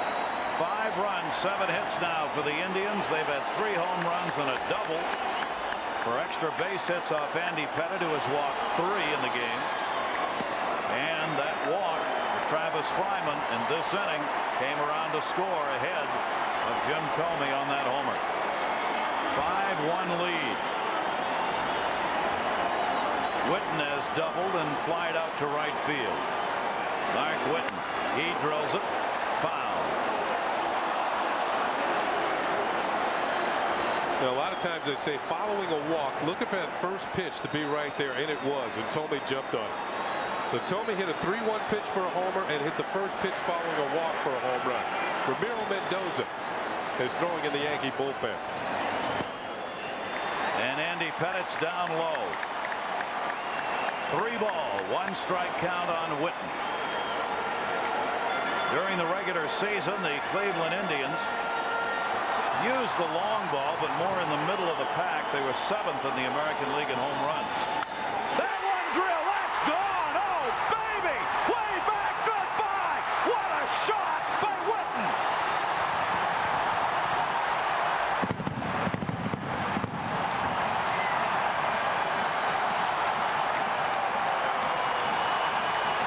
They're going to run out of ammunition for the exploding scoreboard out there. This ball was crushed by Whitten.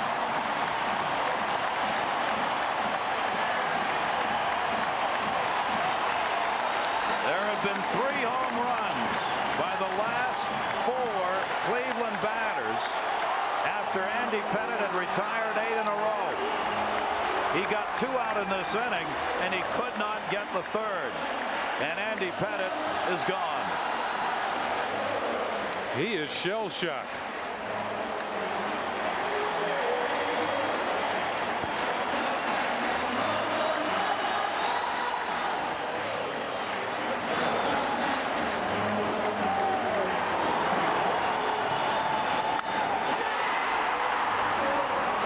It had that sound. Whitten knew it was gone.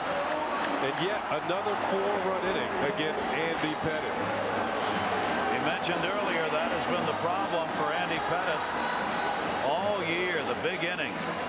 10 times during the year, he allowed 4 or more runs in an inning 10 times. It's happened again. Cleveland 6, New York 1.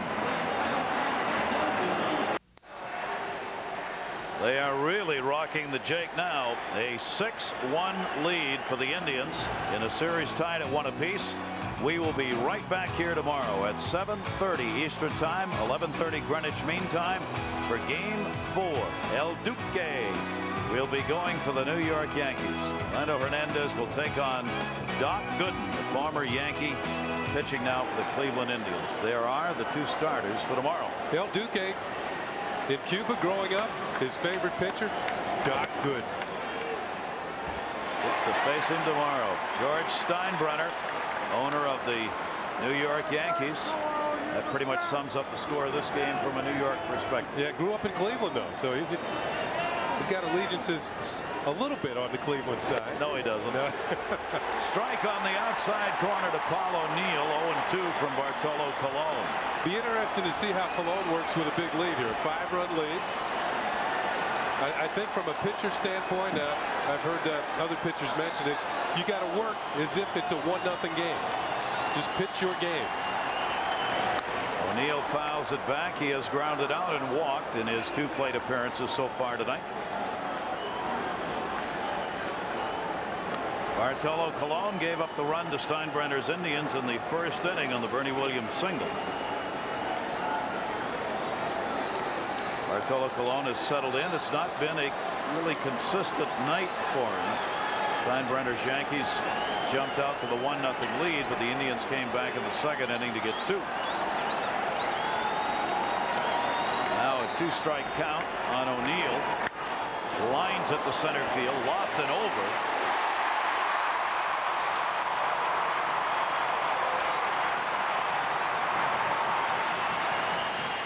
That ball was scorched by Paul O'Neill, but a solid line drive out to center field.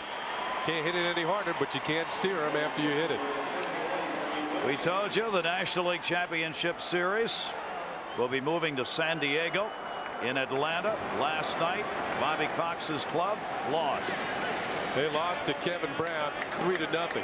Struck out 11 last night. Right now in the postseason, Kevin Brown is the best pitcher going. Had a 16 strikeout game against the Houston Astros and then struck out 11 more San Diego Padres last night. I think his ERA is like 0.2. Cy Young Award winner Greg Maddux will try and right the ship in San Diego for Atlanta. He's the starter for Game 3. Bernie Williams up, 1 ball, 1 strike count with 1 down, nobody on. Many of you will be seeing that ball game. We'll be back here for Game 4 here at the Jake tomorrow night. 1-1 pitch is on the inside corner. 1-2. Good movement on that fastball, and it looks as though Bartolo Colon is deciding to make Bernie Williams hit an inside fastball. Remember the first inning? He singled on a pitch out over the plate, and into left field it drove in a run. Now he's going to use the other half of the plate and not watch it. And a slow chopper. Bartolo Colon waiting.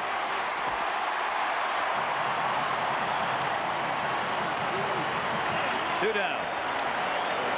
The other thing I'm impressed with here, Kenny, on the part of Bartolo Colon, he seems very calm. He slowed the game down a little bit.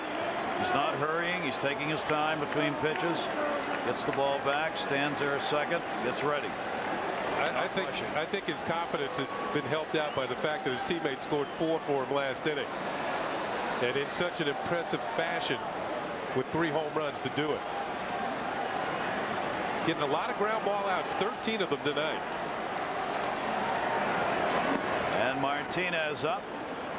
2 down, nobody on. Tino Martinez trying to get out of the 0 for. 0 for 2 tonight, 0 for 11 in this series. 5 for 22 in this playoff year, and right now it's 5 for 23, and he's still got an 0 for. Bartolo Colon comes out in a workmanlike manner and retires. The Yankees in order. Their owner not happy. The Indians have the 6-1 lead.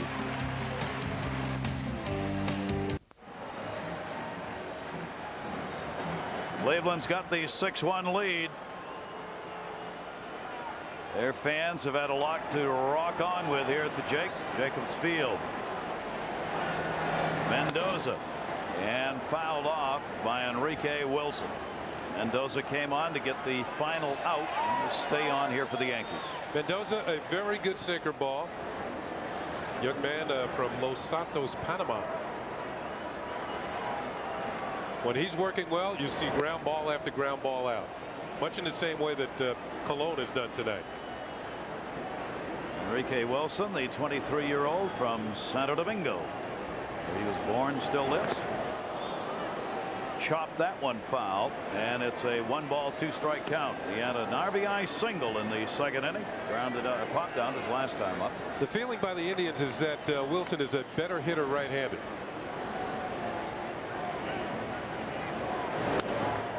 Again, the inside-out swing. He had a ball jamming him that time, and a 1-ball 2-strike count. A lot of talk here in Cleveland about upgrading the second base position. Now, I know they have Joey Cora. Joey Cora is a free agent.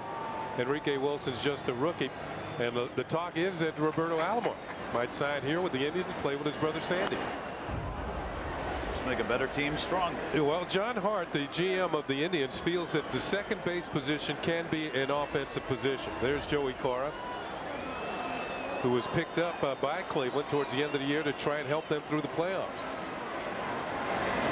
Enrique Wilson reached for that one. Spencer over and left, will not get to it. It is a foul ball. Enrique Wilson is a shortstop by minor league trade, and a very good one.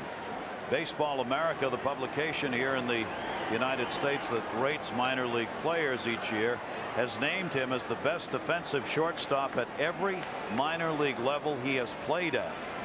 But of course, here with Omar Vizquel at short, he's not going to play short. And the footwork is not quite the same at second base. It's a little bit tougher turning to double play. You don't get a chance to see the runner coming, and he's had to make an adjustment playing second, and it hasn't been the best at times. If you're right, Omar's here, you're not going to play much shortstop.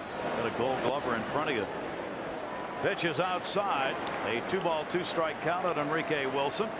Vizquel hoping do something in this inning at bat. Watching Wilson at the plate. 2-2. Williams in center field. One away here in the bottom half of the 6th inning. In fact, there was a game against the Yankees. It was a line shot to Wilson, made a great play, and Sandy Alomar Jr. went over to Omar and told him, now you're trade bait. Danger. Major League Baseball returns to the land of the rising sun next month.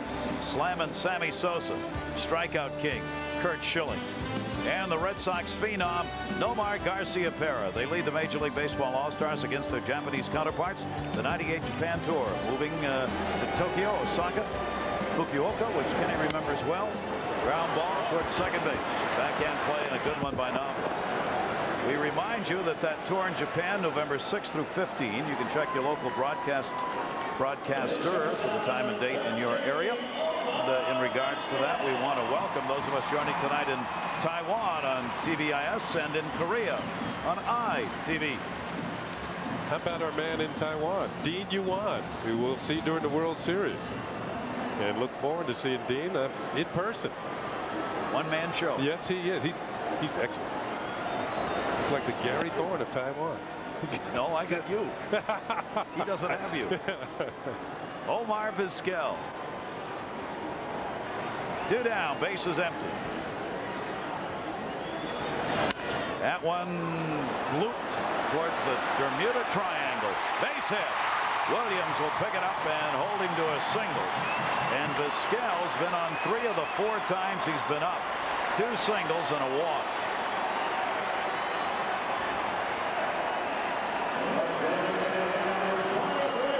And whenever Vizquel reaches base, of course, the threat of the stolen base comes in, even with the fact that the Indians are up by 5. This is a broken bat looper. About evenly placed between Knobloch, O'Neill, and Bernie Williams, who eventually will pick it up. When you're a hitter, you love to see balls like that fall in, because it looks like the whole ballpark and all the fans have a chance to catch it, but nobody can get it. That'll keep the inning alive, and David Justice will be up with 2 down, and Mendoza's pitch is inside low for a ball. 2 away. 9 hits now for the Indians in the game. Justice 1 for 6 lifetime off Mendoza. That 1 hit, a home run.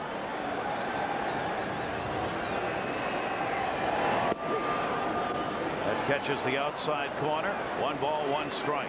Mendoza has a good sinker. I mentioned the ground ball outs. He also has a good breaking ball and an excellent changeup. He made a lot of starts for the Yankees this year. He's also worked out of the bullpen. A very versatile pitcher. When they were talking about trading for Randy Johnson around the trade deadline, one of the reasons the Yankees did not make the deal because the Mariners wanted Ramiro Mendoza, and he's just too valuable to the Yankee club. If one of the starters goes down, he's the man who will make the starts. Missed outside as a starter. He was 6-1 with a 3.87 earned run average. As a reliever, he was 4-1 and picked up a save. And as a reliever, his earned run average was 193. That's pretty good both ways. Yeah, at the beginning of the year, he was in the rotation. When El Duque came up from the minors, he went to the bullpen. David Justice fights it off. And with 2 down, the count goes to 2 balls and 2 strikes. Ramiro Mendoza gave up 9 home runs during the regular season, combined as a starter and a reliever. Vizquel the lead at first base. He's running. Justice, ground ball to second, Knobloch, and Justice is retired. So in the 6th inning, no runs, a base hit, and 1 left on. The Cleveland Indians in this series that is tied at 1-1 have the 6-1 lead over the Yankees here in Cleveland.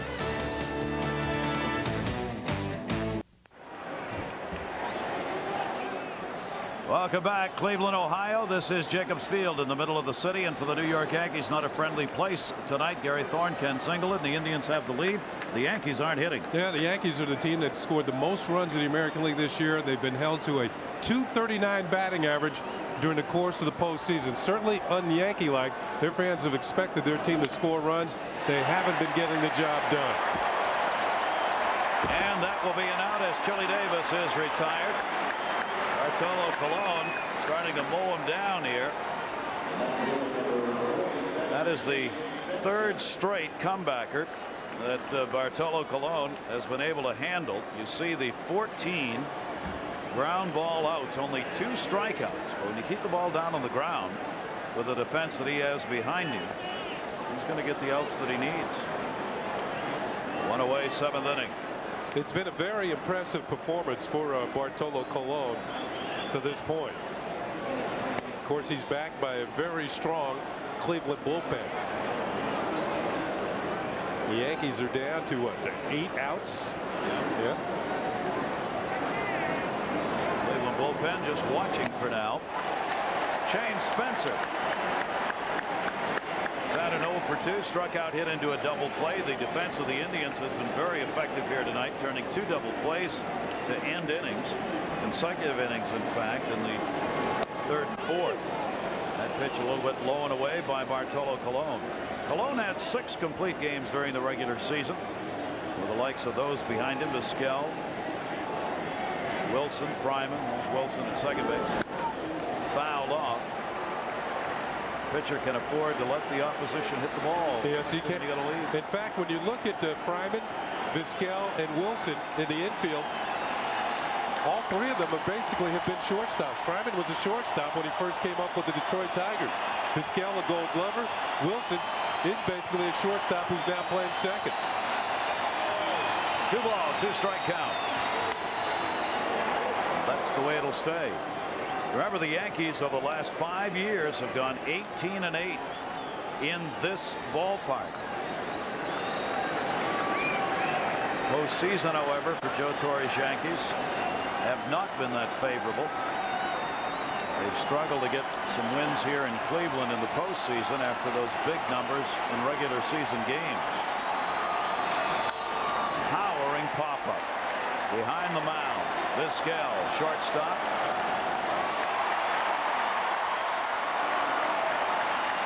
2 down.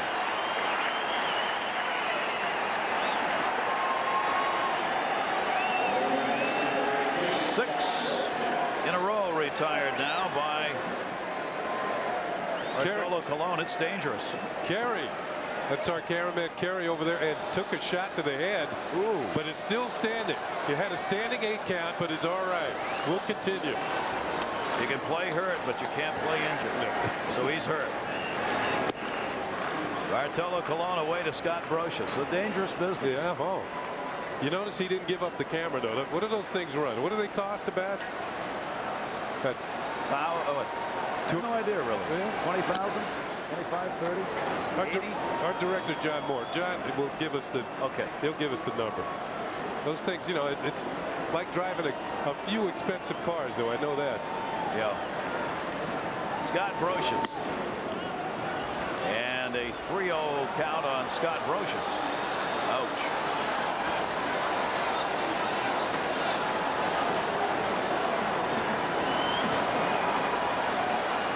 We've just been handed a note that Kerry's nickname is Ball Magnet. I don't think that's a good thing for a cameraman who's working a low camera position down on the field. You got to get high home. Kerry, you got to get high home.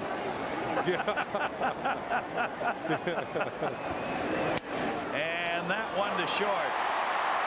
Handled by Vizquel.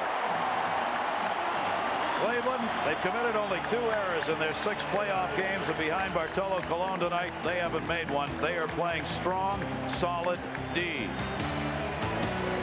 The Yankees couldn't do anything but hurt our cameraman. Still a 6-1 Indian lead. Kemps. All right. Welcome back, everybody. Gary Thorne, Ken Singleton on our crew. Major League Baseball International's coverage of the American League Championship Series. 7th inning stretch time completed here, and just moments ago, some help for our cameraman. Kerry Kemps. They're thinking of him in the dugout. He's going to get a mask. I mentioned the fact that he didn't give up the camera. And those cameras are worth $125,000 each. It's like not giving up the ship. A captain. The economy may be hurting a bit, but those prices keep going up. Yeah. All right. He's ready now. Way to go, Kerry. Manny Ramirez. Center field. Williams back. Way back. Goodbye. Home run. Off the wall. Take it back. Bernie Williams played it beautifully. The ball missed at the yellow line. And Ramirez, who thought he had one, and so did I, ends up at second base. He was watching going down to first. He thought that was out of here, and I thought he had it too. Well, the way Bernie Williams played it, Bernie played it like he knew he wasn't going to catch it. And he picked on the furthest part of this ballpark. As you mentioned, out near that corner is about 410 feet. And he hit it, I'd say about 407 to the top of the wall there as it comes back. Didn't miss by much. My goodness. Indians got the long ball power working tonight. Right off the yellow. So Ramirez gets the double. He is tagging the ball. He's got a double, a single, and a home run and a walk. He has been on all 4 times. Here's the pitch. Now he knows he's clocked it. Now he was in the Boston series. He did run hard and only got a single on the ball that hit off the wall, and was chastised somewhat for not hustling. This one he thought about it, but it's a good thing that it kind of bounced it not directly back to Bernie Williams, and that enabled Ramirez to get the second. So the Cleveland Indians are pouring it on tonight. That's their 10th hit in the game. Good play by Bernie Williams off that center field wall. Runner on at second base. 6 extra base hits in the game, including 4 home runs off the starter Andy Pettitte of the Yankees. And now Fryman with a runner in scoring position and nobody out. 0 for 2 and a walk. He has scored a run in this game. New York without an extra base hit tonight, and that missed inside. Coming into this game, Cleveland was batting just 196 in the postseason and 178 in this series. Here's Charlie Manuel, the hitting coach, talking with Mark Whitten. And there's the same Charlie Manuel who was the MVP in Japan in 1979. A rip shot foul into the seats off the bat of Fryman.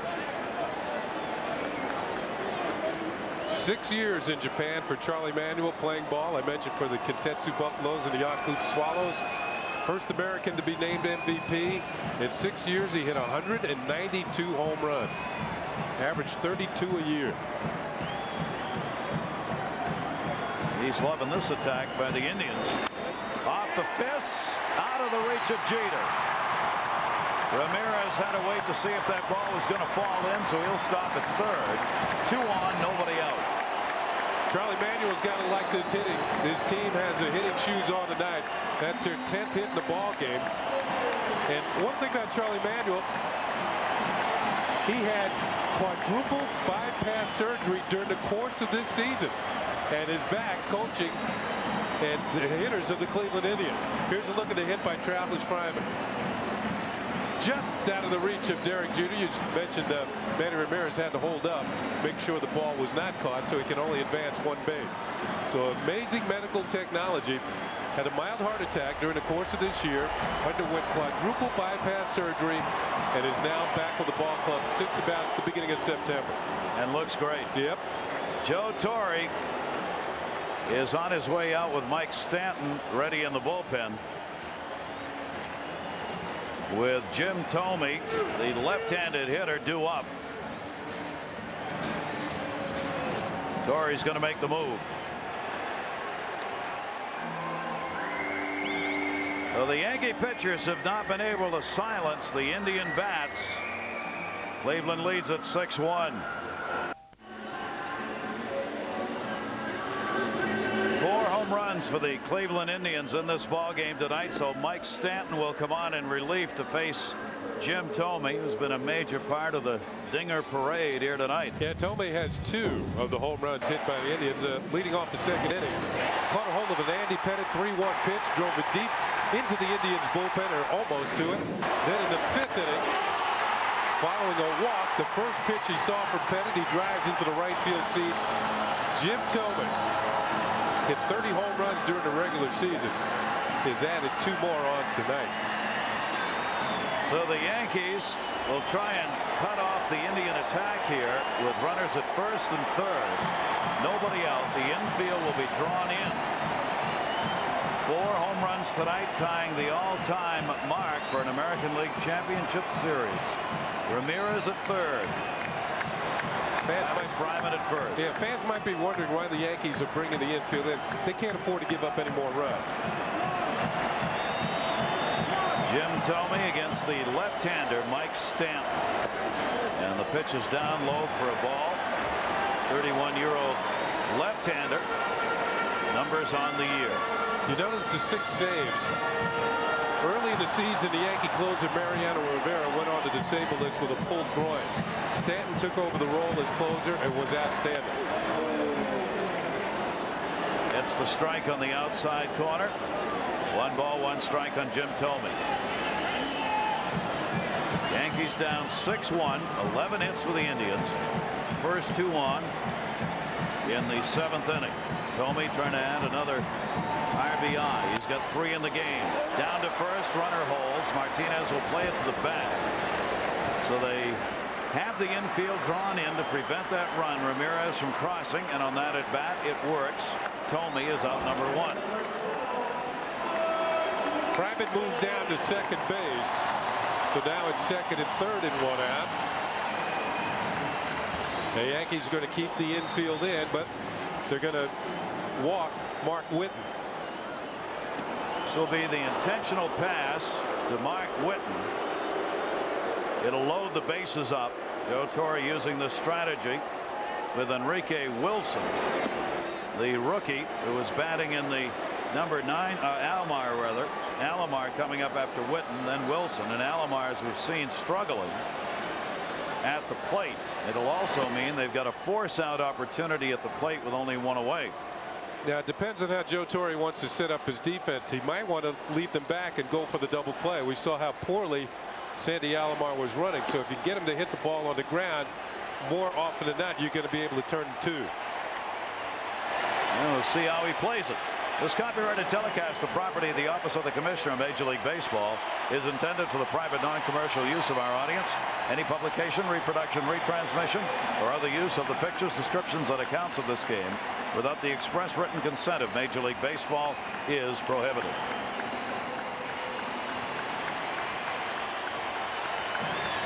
So the infield will drop back to double play depth.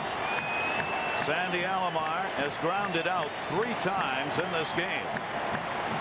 And Mike Stanton will try and get another ground ball off Alomar's bat. Ball 1.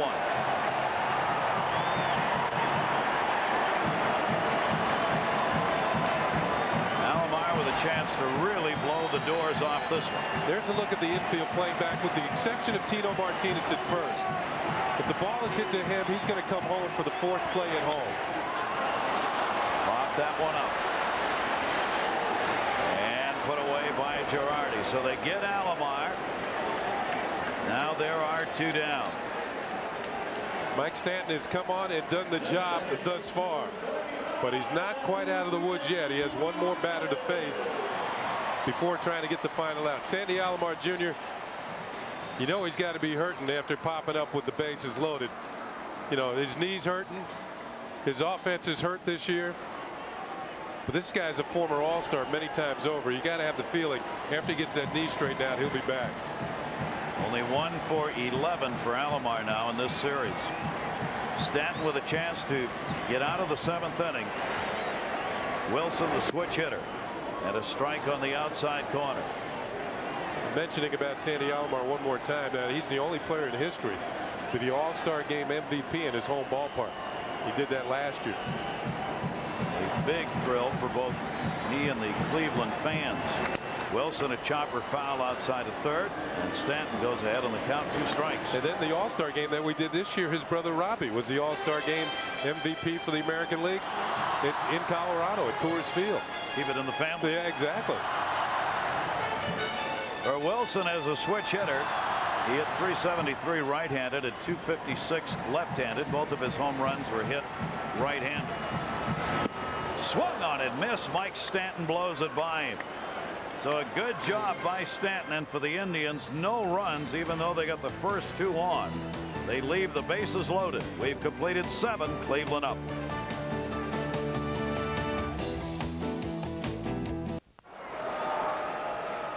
Going to the 8th inning, and the Yankees trying to find some power in their bats. Tomorrow, right back here, we will have Game 4 at 7:30. Coming your way at 11:30. Greenwich Mean Time. Hernandez and Gooden are the scheduled starters in Game 4. And if the Indians hang on to the lead here, they will have a 2-1 lead in the series for Doc Gooden to work with for the game tomorrow night. Jorge Posada is the pinch hitter for the Yankees. So Posada up for Girardi, the catcher, in the number 9 spot. Girardi had a single in 2 at-bats, and that one lined to first, picked clean by Thome. 1 down.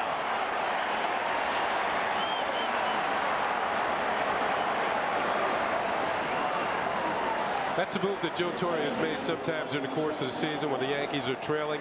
He'll go to the better hitter in Posada, trying to get something going, and he did hit the ball sharply, but almost directly at first baseman Jim Thome, who sticks out that big left hand and corrals the line drive off the bat of Jorge Posada. 1 down in the 8th inning. Only 4 hits for the Yankees in this game off Bartolo Colon, the starter. It looked a little shaky in the first inning. Knobloch a single, 2-out single by Williams.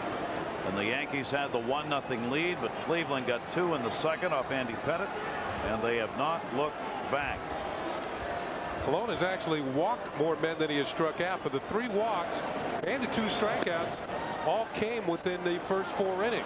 So right now it looks as though I'm going to pitch, let my defense help me out, get the ball over the plate, And I think that 4-run 5th inning has really helped to settle him down. Chuck Knobloch, who scored the only Yankee run in the first, 2 for 3 in the ball game with 2 singles.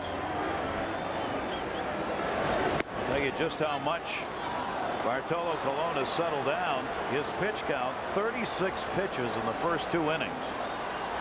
63 in the last 5 and a third. Much more effective and efficient. Here's a guy last year in a start against the Seattle Mariners when he was struggling.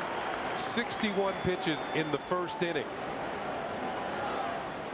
Get you out of there. Oh, yeah. Chuck Knobloch trying to draw a walk here. Has a 3-1 count on him, and he gets the walk. That'll be 4 walks given up in the game by Bartolo Colon. He has not had the strikeouts going. You mentioned earlier in his appearance against the Yankees, he struck out 10 in 8 innings against them this season. He has not had the strikeouts, but nevertheless effective, and the bullpen is ready if he needs help here late in the game.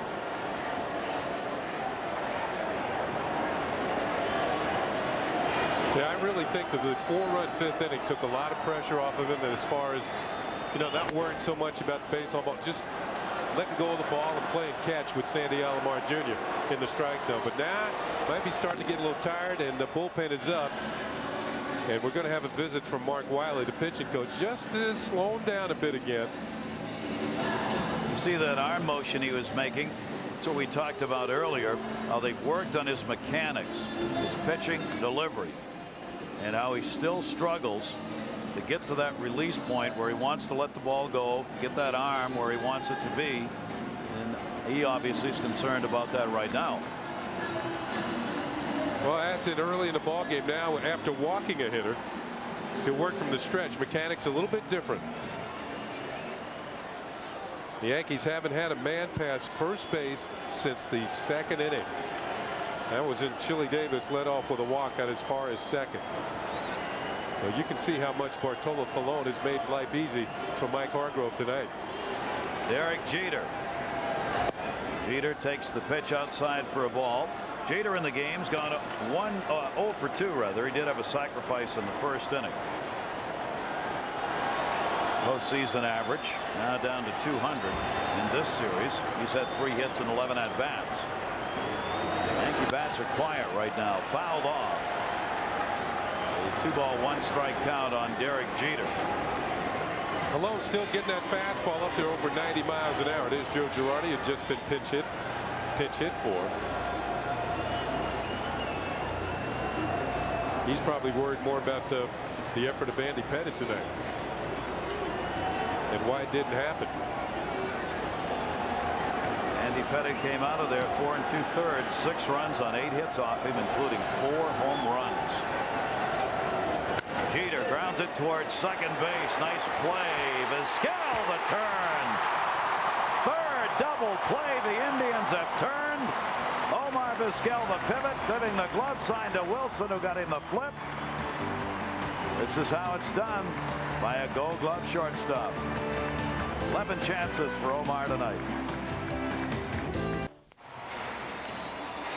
Great to have you with us. Major League Baseball International continuing our coverage of the American League Championship Series.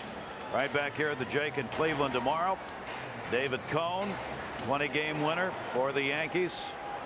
Disquieted, while the Indians feeling pretty good about it right now with a 6-1 lead.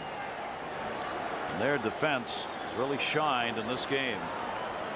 That infield has been busy. Colon has kept the ball on the ground, and their infielders have turned 3 double plays in this game. And Enrique Wilson with a beautiful feed to Omar Vizquel. That Wilson started it, and Vizquel was the middleman, and it was just a neatly turned double play. Bottom half of the 8th inning. Kenny Lofton leads it off. Mike Stanton stays on in relief, 3rd Yankee pitcher.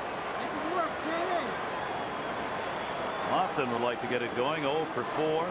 Only 1 hit in 14 at bats in this series. And a strike on the outside corner to Lofton. 1 ball, 1 strike. I think Mike Hargrove would breathe a lot easier with Kenny Lofton to start to hit the ball a little bit better.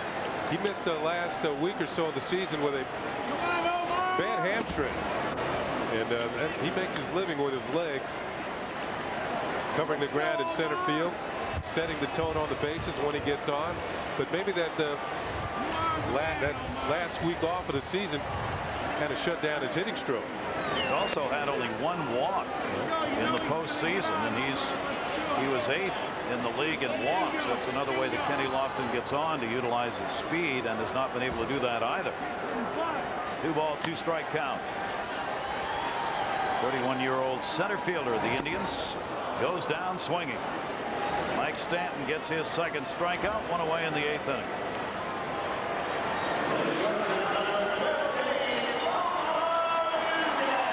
For the Indians ownership here tonight, this is Jake. Richard Jacobs, chairman and CEO of the Cleveland Indians. A businessman here in Cleveland, involved in a lot of real estate transactions. This is Jacobs Field. And a pitch taken down low by Omar Vizquel. What a turnaround in the city of Cleveland. Just a few years ago, before the Jake was on the scene, they played at Municipal Stadium, which really by any stretch of the imagination was not a good ballpark to play in. But once they got Jacobs Field going, and you saw a few signs, Cleveland rocks, it does now. Jacobs Field, one of the more beautiful parks in baseball. You go back to I mentioned Municipal Stadium, 292 consecutive regular season sellouts here in Cleveland. And that one, a soft liner, goes foul.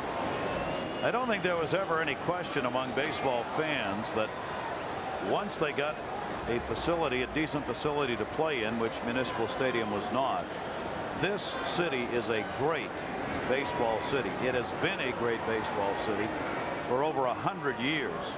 That professional baseball has been in and out of here, including Negro League baseball that was played here. I mean, there's a long-standing tradition of supporting the game of baseball in Cleveland. They just had some really bad teams and a bad place to go watch them.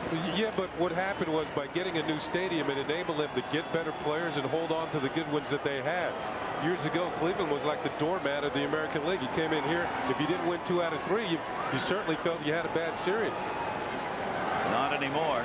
There's John Adams, who bangs the drum, fouled off. Adams is part of Municipal Stadium that came to the new ballpark. Yeah, but he didn't have as much company over in the other ballpark.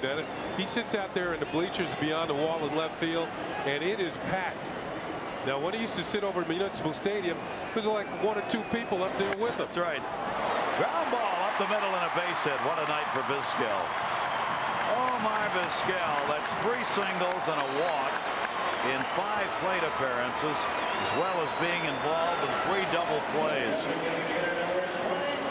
He's had 4 putouts and 7 assists defensively. Not much more he could do in a game. Do you know the Cleveland Indians were named after a major league player from my hometown? Louis Sockalexis, a Native American. Native American who was born and raised in Old Town, Maine, and is in fact buried there on the Indian reservation. And he was the first Native American to play Major League Baseball. Unfortunately, an alcoholism problem took him out of the game, but they loved him so much in Cleveland that after he departed Major League Baseball, the Indians were named after Louis Sockalexis. That's where the name comes from. Old Town, Maine. Old Town, Maine. Town of about 14,000 people. Is it near Portland or any of the big cities? It's in the middle of the state of Maine, central Maine, very small community. Now, for those of you out there that don't know much about the state of Maine, it is the state in the United States that is 90% forested. And yeah, it's only has 1.3 million in the whole state. The most heavily forested state in the United States. And it's one of the largest states in the U.S. It's beautiful. Great state. In fact, do you ever hear Madawaska, Maine? Madawaska, Maine. I went with a young lady from there once in my life. You got to be kidding me. I am not kidding you. That's one of the coldest places I've ever been in my life. It is the most northern city in the state of Maine. In fact, I crossed the border back in the United States. Is New Brunswick? New Brunswick, one of the provinces of Canada. Yes, it is. Back in the United States. Madawaska, a wooden bridge. Right. Still there. Yeah. Wow. Still there. Swung on and foul tipped into the mitt. Held on to. And David Justice is retired by Mike Stanton. And there are 2 down. And Ramirez gets a big hand coming up. Meanwhile, Mike Stanton has a pretty good fastball tonight, picking up his 3rd strikeout. So that's it for our history of the state of Maine tonight. There aren't many of us to spread the history, so we get it on the air when we can. Yeah, we'll have to talk about my New York State tomorrow. There you go. Manny Ramirez, huge night. Now has 4 postseason home runs this year. Runner at first base, Vizquel. 2 down, 8th inning. Towering fly ball to center. He didn't miss that by much. Boy, did he get under that just a little too much, or he would add another one. Bernie Williams puts it away. No runs, a base hit. 1 left on. Down to their final 3 outs. The Yankees trailing 6-1.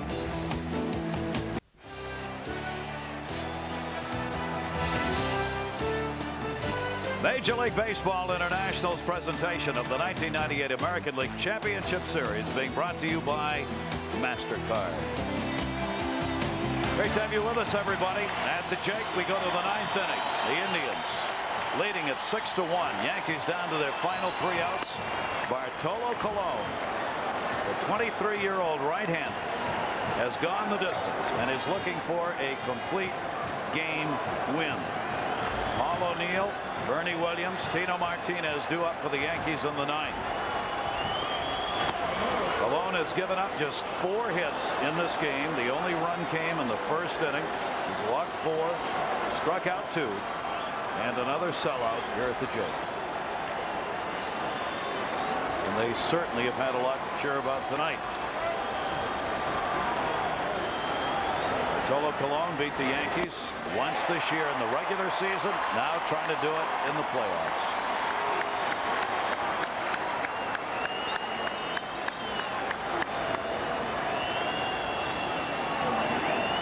Yankees had their 11-game win streak going back into the regular season, broken in the last game.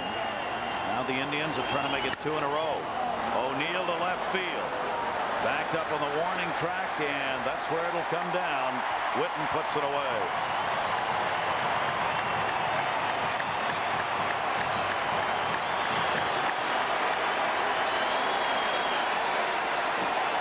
Long faces on the Yankee bench. The fans are happy, of course. A lot of pressure put on El Duque. There is Derek Jeter. Speaking of the long faces. They were asking El Duque before tonight's game, how would tonight's game affect the way he pitches? He said it would have no effect whatsoever. I'm going to come out and pitch my ball game tomorrow. 1 down. Bernie Williams fouls it off. Strike 1. The Yankees are going to need him to be on top of his game.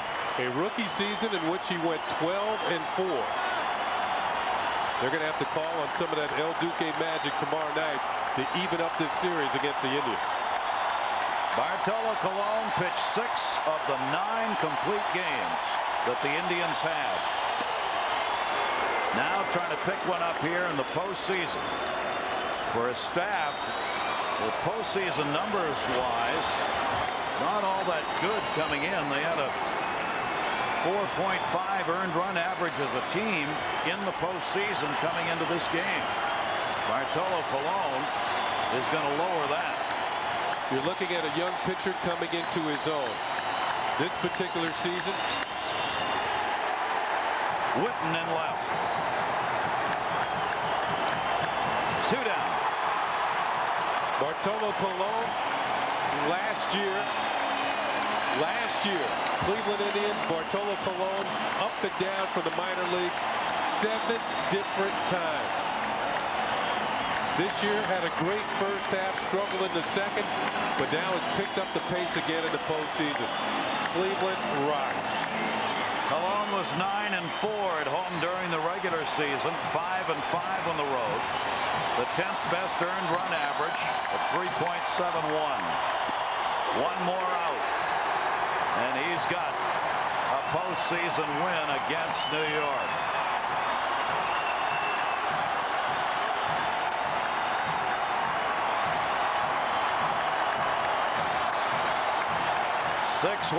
Cleveland leads. 0-1 count, 2 down.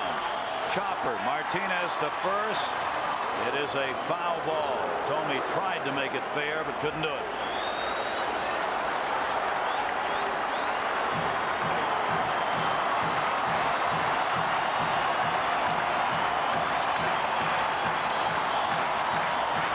Charles Nagy gave him the effort in game 2. Bartolo Colon been passed the baton. He's doing a heck of a job tonight. David Justice, not a good night offensively, but he'll take a win any day. The Jake is roaring here in Cleveland. 2-strike count. The last Cleveland postseason complete game. The last Indian complete game. Bob Lemon in game 1 of the 1954 World Series. Bartolo Colon is trying to join one of baseball's immortals, Bob Lemon, in that department. And he does!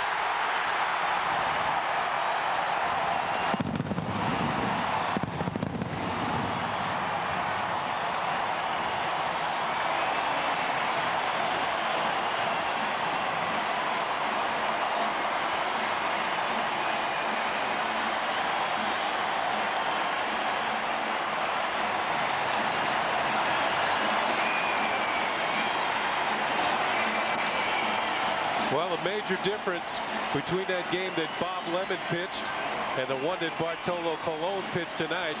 Bob Lemon lost it. The Indians lost to the Giants while being swept 4 games to none in the 1954 World Series.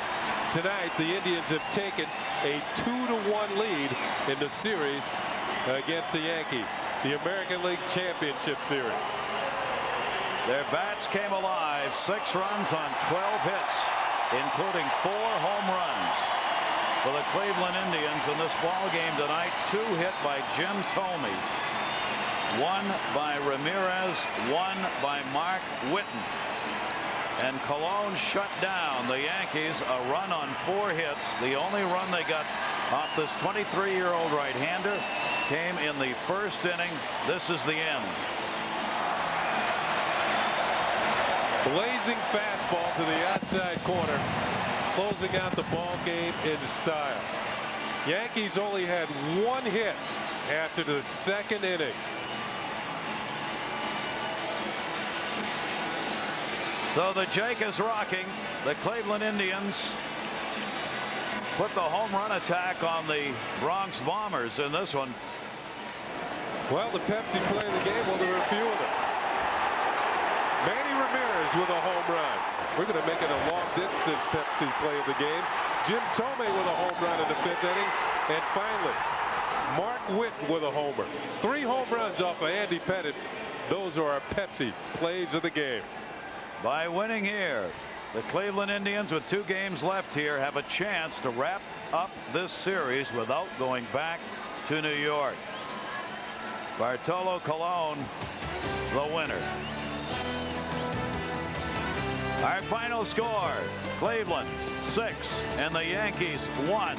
They lead the series 2 games to 1. We will be joining you tomorrow, as well as the National League Championship Series game that many of you will see. 4 o'clock tomorrow, 8 Greenwich Mean Time. Padres in Atlanta. That will be from San Diego. And then here at the Jake in Cleveland, tomorrow night, 7:30 Eastern, 11:30 Greenwich Mean Time, Game 4 of the American League Championship Series. There's your final line on tonight's ball game. Bartolo Colon wins it. Andy Pettitte is the loser, and it was the long ball tonight that made the difference. Jim Thome celebrating for Cleveland early in it. Andy Pettit just could not quiet the bats. Big night for Ramirez, and for Joe Torre, his club returns just in time to watch a lot of baseballs leave the Jake, including that.